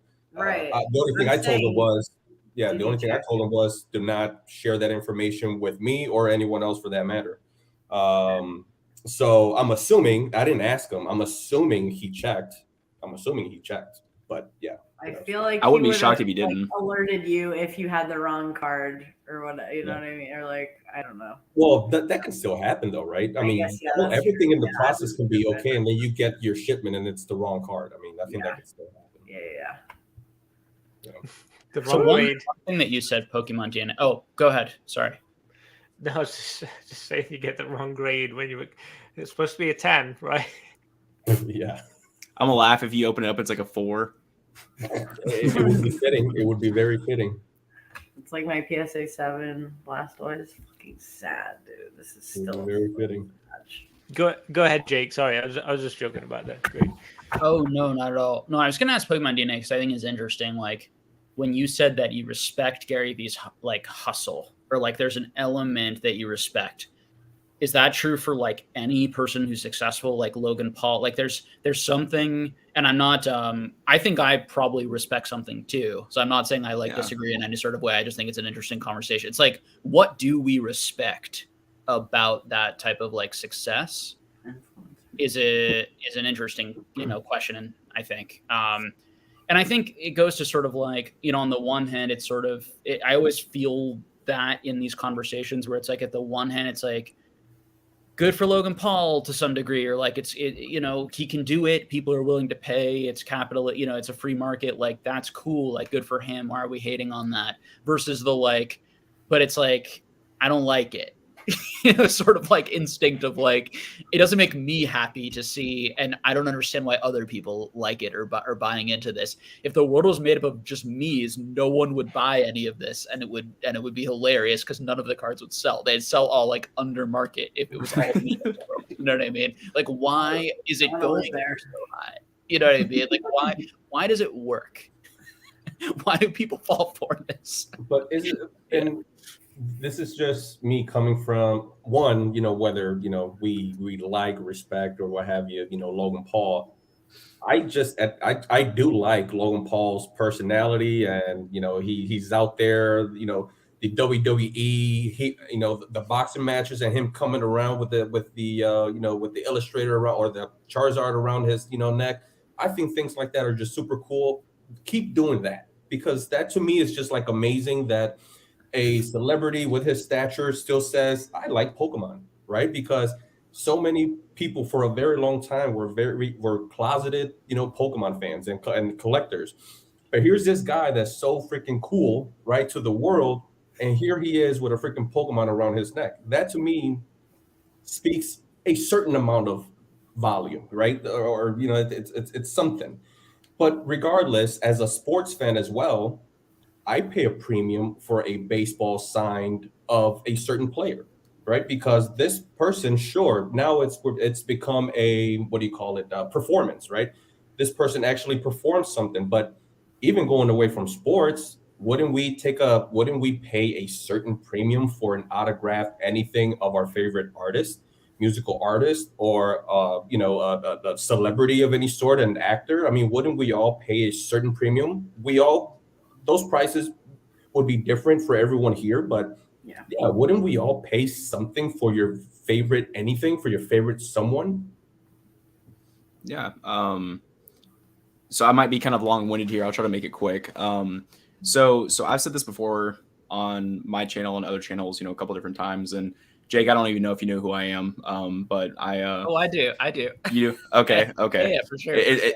Yeah, okay. I don't know if that's. I watch like a bunch of videos. So I've watched videos from everyone. Okay, cool. I don't know if that's a good thing or a bad thing. You're like, oh, I do, because I know I clipped one of your lives with Retro one time, and I know somebody threw that in the Discord or whatever. But anyways, I'm very binary with my opinions, and I think that's, if I like look deep down within myself, we're gonna get psychological here, but I think it's a bad thing, and I also think it's a good thing because I think it's good in the fact that I can kind of relate to everybody, but I also think it's bad because I'm not a very opinionated person, and I'm easily influenced, I guess you could say, if I'm just being, open and honest. Not like easily influenced like into bad things, but more or less I'm just kind of open to change and stuff like that. And I'm wrapping this all back around to, I don't really have an opinion on Gary Vee or Logan Paul. And the reason why I say that is because I admire traits about them. There are things that I don't like about them and things that I do like about them.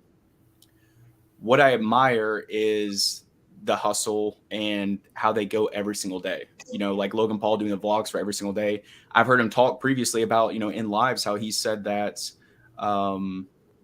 he doesn't even remember half of the things that were going on because he was running on 3 hours of sleep and like probably wasn't a happy person at the time. He goes, I don't even know what I felt like, so like, but Gary Vee on the other hand, I mean, and this is from the outside looking in, it could be like a mask on, at the end of the day, who knows, but he seems like he's a pretty happy guy.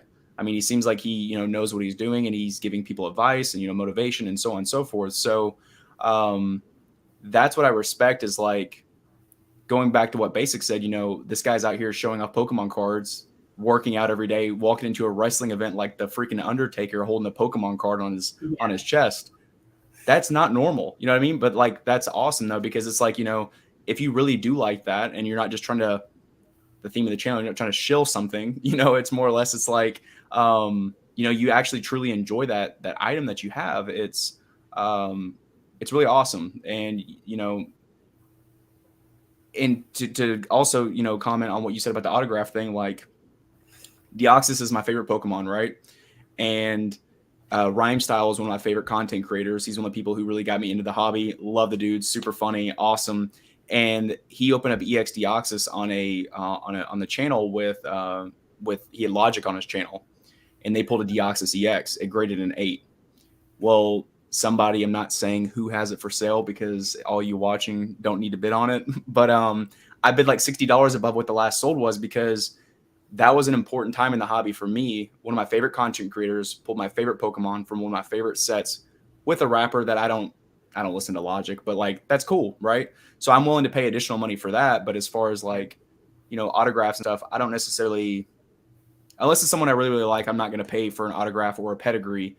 What I do agree about with what you said though, Jake, was you said that you wouldn't buy it for the Logan Paul pedigree. You would buy it for the time and point in the hobby and what that did for the community and for what you enjoy.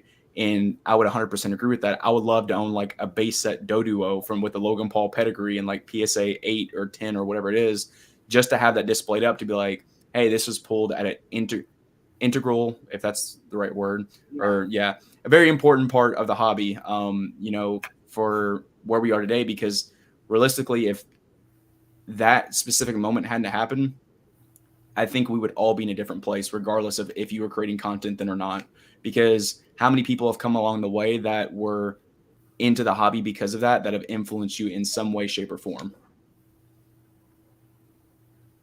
Yeah, and I know I said a lot there and made a lot of points, but yeah.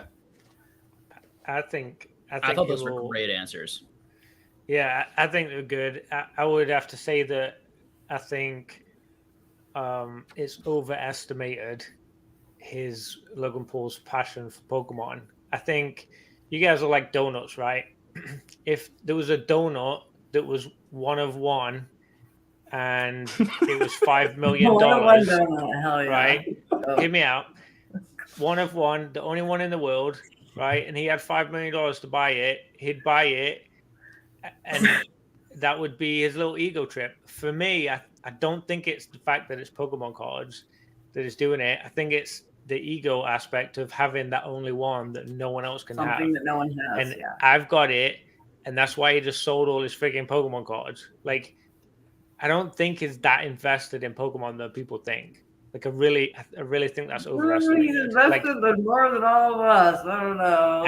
I think it would do the same if it was anything that he was interested in, just like a donuts. Like if you really like something, there's a lot of stuff I really like. There's a lot of stuff he likes. You also have to think, though, on the other side, though, this guy runs a extremely successful podcast. He owns a drink company, and he owns Liquid Marketplace, and I'm sure he has his tentacles all over the place. So even if he has a passion for something, and I'm like flipping on the other edge, I'm not just saying I disagree with you. I'm just like, trying to put in the way that I'm thinking about it is, the fact that how much time and how much opportunity cost is involved with looking into these cards and watching hours of Jake's channel and trying to learn about all these specific booster boxes and all these, or Rusty's channel, looking at the variants and Belgium print, Neo Discovery or whatever it is, there's, I don't know. I just think that, I think if he did have a passion for it, I think he'd be in the same lines as where he is now. If he actually does have a passion for it, and if he's not just on the collectibles guru bandwagon and, saying, hey, this is stuff that's valuable and I have a big influence, and if I can shill Dink Doink, I can definitely shill some freaking Pokemon cards because people actually like Pokemon cards. Like this shit. Yeah. So if I can put a pedigree on it and sell it for 15% above what the last sold was, then I'm going to do that 10 times out of 10. It's like was that you, Oak, with me on the Green Shiz's channel the other night when it seemed like the guy who was the voice for Snorlax and Psyduck and a couple of people, it looked like he signed all those cards and sent them in a PSA and did like a huge auction block with like a bunch of signature cards. Loads of them. Yeah. Yeah. So, I mean, it's like, if I was in that position and I was hurting for money, I was trying to hustle, I mean, I might do something similar, to be honest. I mean, it's a free market. As long as I'm not wronging anybody by doing it, at the end of the day, it's, if they want it, they're going to pay for it. Someone wants it. Someone, there's one person that would want that. And it's I remember telling Jake some time ago that, I said, hey, the first time I meet you, Jake, I'm running up to you and I'm getting that autograph. I need your autograph in the book. I respect Jake. I love Jake. I love his I forgot to get the autograph on an energy. God damn it. I'll be around. You can get my worthless. I know. I'll find you in that. It's the number one thing. It's his passion. I just love his passion, regardless of opinion or what have you. I love his passion behind the hobby.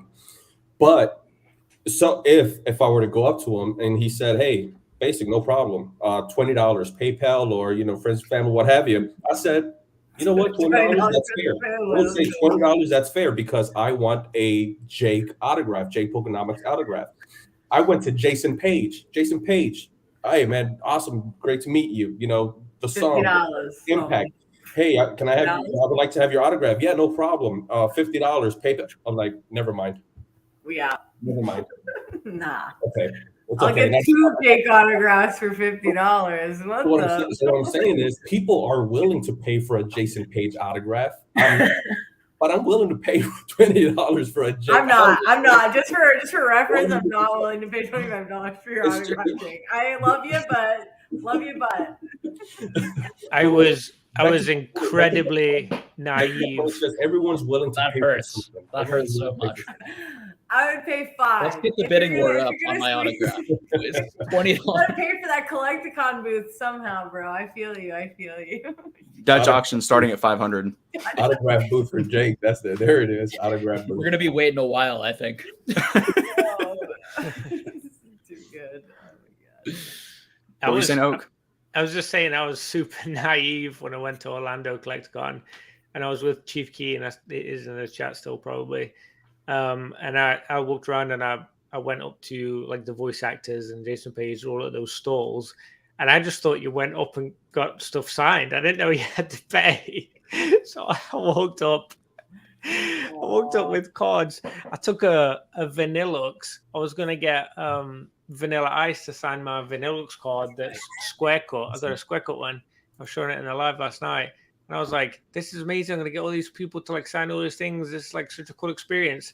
And I walked up and it was like a menu and it was like $50, $80. I was like, oh, I had no idea. I didn't realize it was a thing that like you charged for autographs. Never heard of that before. What did you do? I walked away. I didn't pay. Out of line. No way. No, yeah, I didn't realize. But I did. I stood in line for half hour. And this is the guy that sings the song, the anthem, the Pokemon anthem, and we're not willing to pay for it. But yeah, there's just levels to everything. It's like, you know, we're all willing to pay for something. Like if you just think of your favorite musician of all time, you would be willing to pay for their autograph, but you wouldn't. But that's not my favorite musician of all time. I'll be honest, like for me, autographs, like unless I like have a connection with the person or it's a connection to a time period, it just doesn't do it for me that much. Yeah. So I would like, if we were at Collecticon and we all had like a great night together, I would much rather have all of you guys sign something specifically from that night that I would keep. Like that would mean so much more to me than a Jason Page autograph. Why do Jason Page doesn't know who I am. I have no relationship at all to Jason Page, you know, now, and there's no secondary market value. So there, you know, I do get that like other people are willing to pay for some autographs. And so in that sense, like if like, I guess they can charge for it, but the whole thing is a little ridiculous that people charge money for signing something in 2 seconds. But I get that. I mean, listen, they're famous. So they have a lot of value. You know, these athletes, particularly at the national, you know, I'm sure they get paid $50,000, $100,000 or something, you know, to probably sign at these. Do you have to pay for stuff, signatures at the national too? Or no? I think it comes with certain tickets. Oh yeah. You can buy like a certain level of like a VIP ticket or something, and then you get a certain amount of signatures, maybe something like that. That's cool. Yeah, something along those lines. Yeah. And like I brought this to the pop-up shop, like EX Deoxys blister, and I have an acrylic case on it. I got like somebody who's had an influence on me in the hobby at some point, whether it be recently or when I first entered, or people I just like. So I got like Pokerev, Ruxin, Jim at Pokemon, Leonhardt, Rusty, Charlie, and like Pat Flynn to sign it. So when I take this to Collecticon, everybody that I like, I chat with often. I'm gonna get them. I want to get this to where I can like just see little snippets of this on the front and back and have it like full out of like signatures. I think that'd be super cool to have displayed up. Yeah. Awesome. That's the real signature hunt, right? That's the true heart of it. That's where the passion and the worth is there for me. Exactly. I mean, Chill Cam signature, boom, money. 100%. 100%. It's coming. It's a good topic because like it's actually like important. Like the more thoughtful you are about this stuff, the happier you will be with whatever you do. Like in this sort of world, like if you are spending a lot of time chasing money and big things, but you actually don't care about it that much or don't even like it that much, like you're not going to feel very fulfilled in the hobby, you know. Whereas if you are figuring out like what do you really like, what really makes you happy, and who are the people and the types of personalities that make you really happy, you know, you'll just have much better time, you know. And then the business side, I mean, my channel is all about, you know, a lot of it's about the money side of the hobby, and you know, you can find balance with that too, but one does not have, it doesn't just be, you know, you don't have to completely give up on on one to do the other. But Yeah. It can. I would see it from people, and usually I can, when I'm talking with someone, I can, there are times when I've been like, hey, like, do you like this? Like, it feels like, you feel so concerned about the dollars. I just want to make sure that like you understand that you're buying like shiny pieces of cardboard that's highly speculative. Do you also like really enjoy this stuff and really like this? You're cool with this. Yeah. Or like, are you just like, I want to be Logan Paul and Gary Vee and I'm gonna make lots of money, like, and it's like, that's what's driving it. I just want to rip Shining Legends. That's all I want to do. That's it. Just give me more.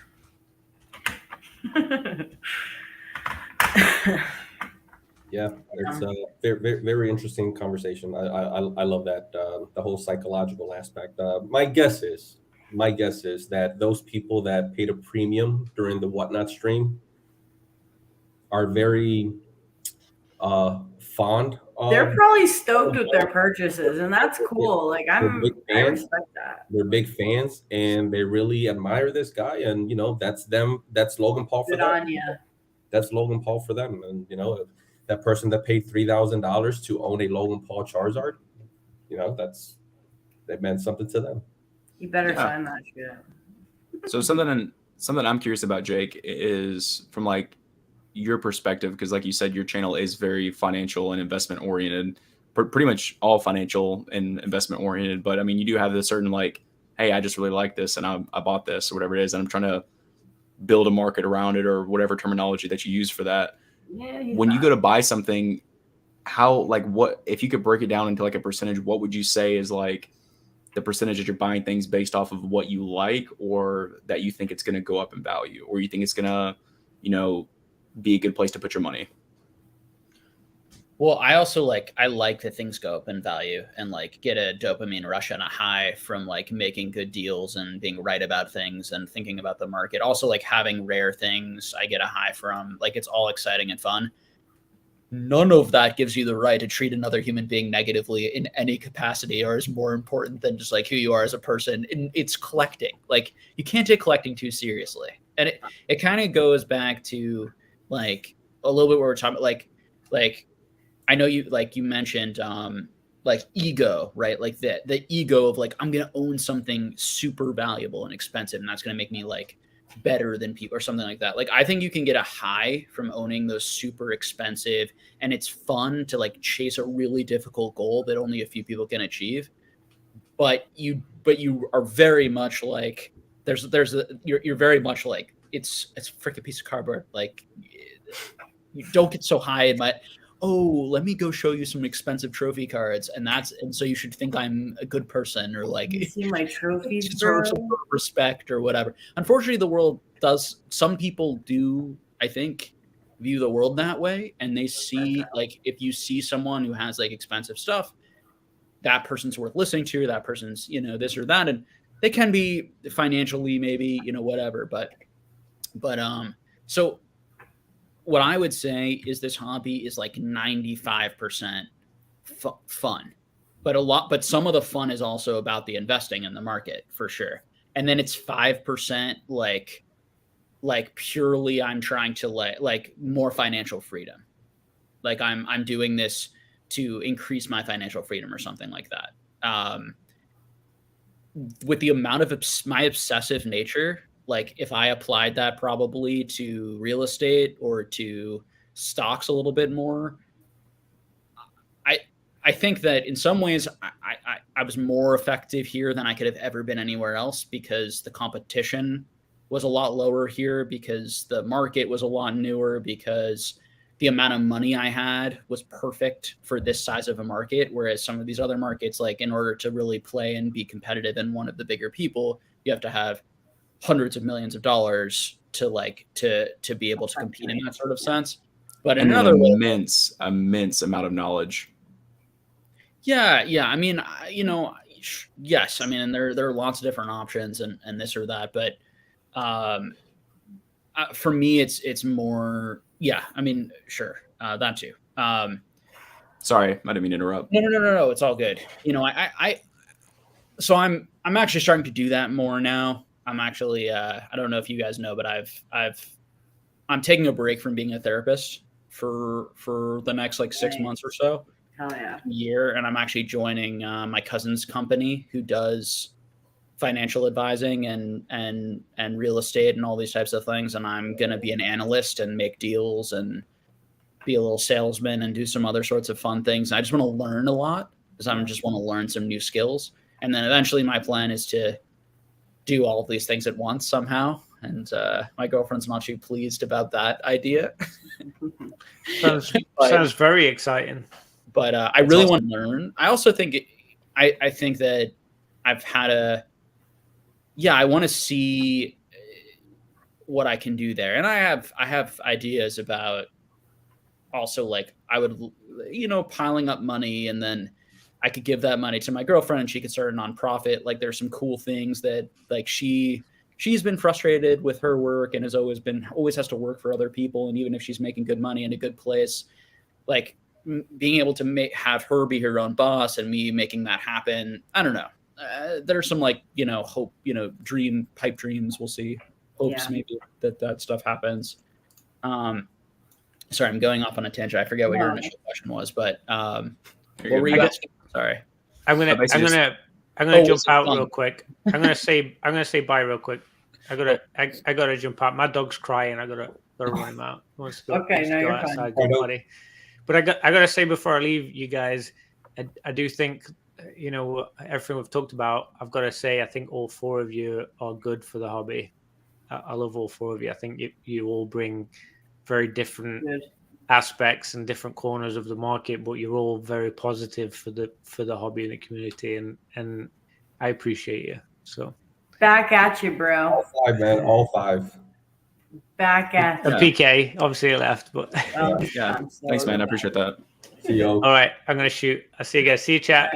See you later, Oki. I guess just to summarize and bring it back, I do think that like enjoying the market and money side you can enjoy it as a hobby. You don't have to view it as like I'm trying to like make huge money that I'm going to retire on. You can view it as like it's fun and enjoyable, and I'm learning market skills and all these types of things that I can apply in other areas of my life. I think that sometimes people think a little bit too black and white about like if you enjoy that stuff, somehow like now you're not having fun anymore. The only way to really have fun is just to like look at binders and look at the cards. It's like I have fun in all of those things. I think a lot of people, probably the vast majority of people who watch my channel probably religiously love it because it's interesting and fun to talk about the market and Pokemon. And, maybe it's fun to like, I'm going to be super rich, or like, that's fun, to think about maybe that happens one day. But like at the end of the day, like, even if that doesn't happen, it'll still be a success. Like the hobby will still be a success for you as long as you can build like just a cool collection that you enjoy. Yeah. It's like realistic expectations. You know what I mean? Like it's just like, or having like crazy goals, but like being able to like level up into them or whatever. That's like that's super fun. Like it's just adding another like level to the game. You know what I mean? Like not just collecting the cards. It's like collecting them in a 10, or it's like selling them to get to this card, like just leveling up in different ways. Like that's the grindy nature of the video games we've played for our whole lives and stuff like that. Like it makes sense. It makes a lot of sense. That's the one thing I've learned about, being in this hobby, and specifically in the past 2 years, where pretty much, YouTube content. And when I mean YouTube content, I mean like, the Jakes of the world, the Pokenologists, Pokemon Classics, the people that give the other side of the story, right? The more on the markets, collecting and whatnot, versus just, pack breaking and opening the newest set or what have you, or even vintage for that matter. But yeah, the one thing I learned is like, oh, wow, okay. A lot of people do the same thing I do, but they all do it very differently. And it's very different corners of the hobby. And, the hobby is such a wide freaking spectrum. And in order to get from point A to point Z, there's so many routes that you can take, but, they can all lead you there. It's not, like Jake said, it's not black and white. You can enjoy the hobby in many ways. So it's going back to the collect what you like and and whatnot. Going back to the show today, as I'm looking at cards and I'm telling them what I'm looking for, he's like, "Oh, I've got it right here, PSA 10." And then I said, "I'm like, oh, sorry, I don't collect PSA 10s. I'm looking for a 9." I specified that. He says, "PSA 9s? You don't want a 10?" I'm like, "No, I'm just a PSA 9 collector." No, thank you. You collect PSA 9, and he's looking at me like I'm crazy. Like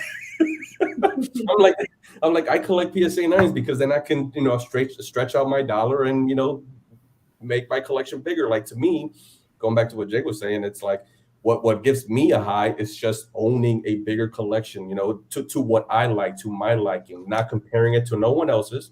My high is owning a very unique card, even if no one else cares about it. But the fact that I have it and no one else does, whether that's Pony Chew, whether that's a sealed PSA case, whether that's a freaking yogurt lizard, whether that's anything, freaking Dan and Lizard is so funny, dude.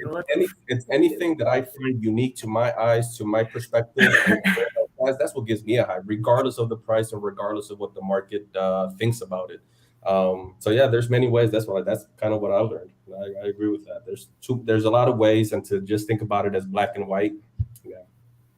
I'm just picturing I'm picturing that interaction, and you're like, "Oh, I don't collect PSA 10, I collect PSA 9." He's like, "PSA 9, can you use that in a sentence?" He's like, "What?" That's awesome. So many interactions that I have with people when I tell them that, and they're like flabbergasted, like, "What? Who does that intentionally?" Did you wear that shirt today? I asked you that in chat. I don't know if you saw it. Yeah, I did. That's so awesome. The show, yeah. I love that shirt. Shout out Dan Ketchum, Collectibles. You should have like the fancy Charmander underneath it with like a bubble or something. Yeah. Damn. All right. It's almost 1, guys. I'm sorry to pull the plug on this, but I'm hella sleepy. I was up at like 6:30 this morning, so I'm like dying here. But dude, this was so fun. Jake, DNA, Basic, like I didn't even know half you bitches was gonna be on this. This is the best day ever. Like, this is the best day. So thanks for hanging out. Everyone in the chat, thanks for coming over from PK or just wherever. I love all of you. This was so fun. And I'm gonna start doing this because I have to. Like, I can't get monetized without getting more goddamn watch hours. It's annoying. I don't want to do this. Like, it's 4,000 hours. It's a lot. It's a lot of hours. It's going to be a nightmare. I think I'm going to do this once a week, though. So if anyone wants to come and shill their wares on my live streams, I will allow it. As long as you don't sell people stuff. Just don't sell stuff. Just Chill podcast to the moon. Chill and yeah. Chill and chill. That's how we do, baby. That's how we do. Yeah, thank you for having me on Thrifty on your very first live. This was awesome. This was epic. Awesome. Yeah, it definitely was. Thanks a lot, guys. I appreciate all your guys' time, and I'll talk to you guys soon. Cool. Thanks, guys. Peace out. Peace. Bye.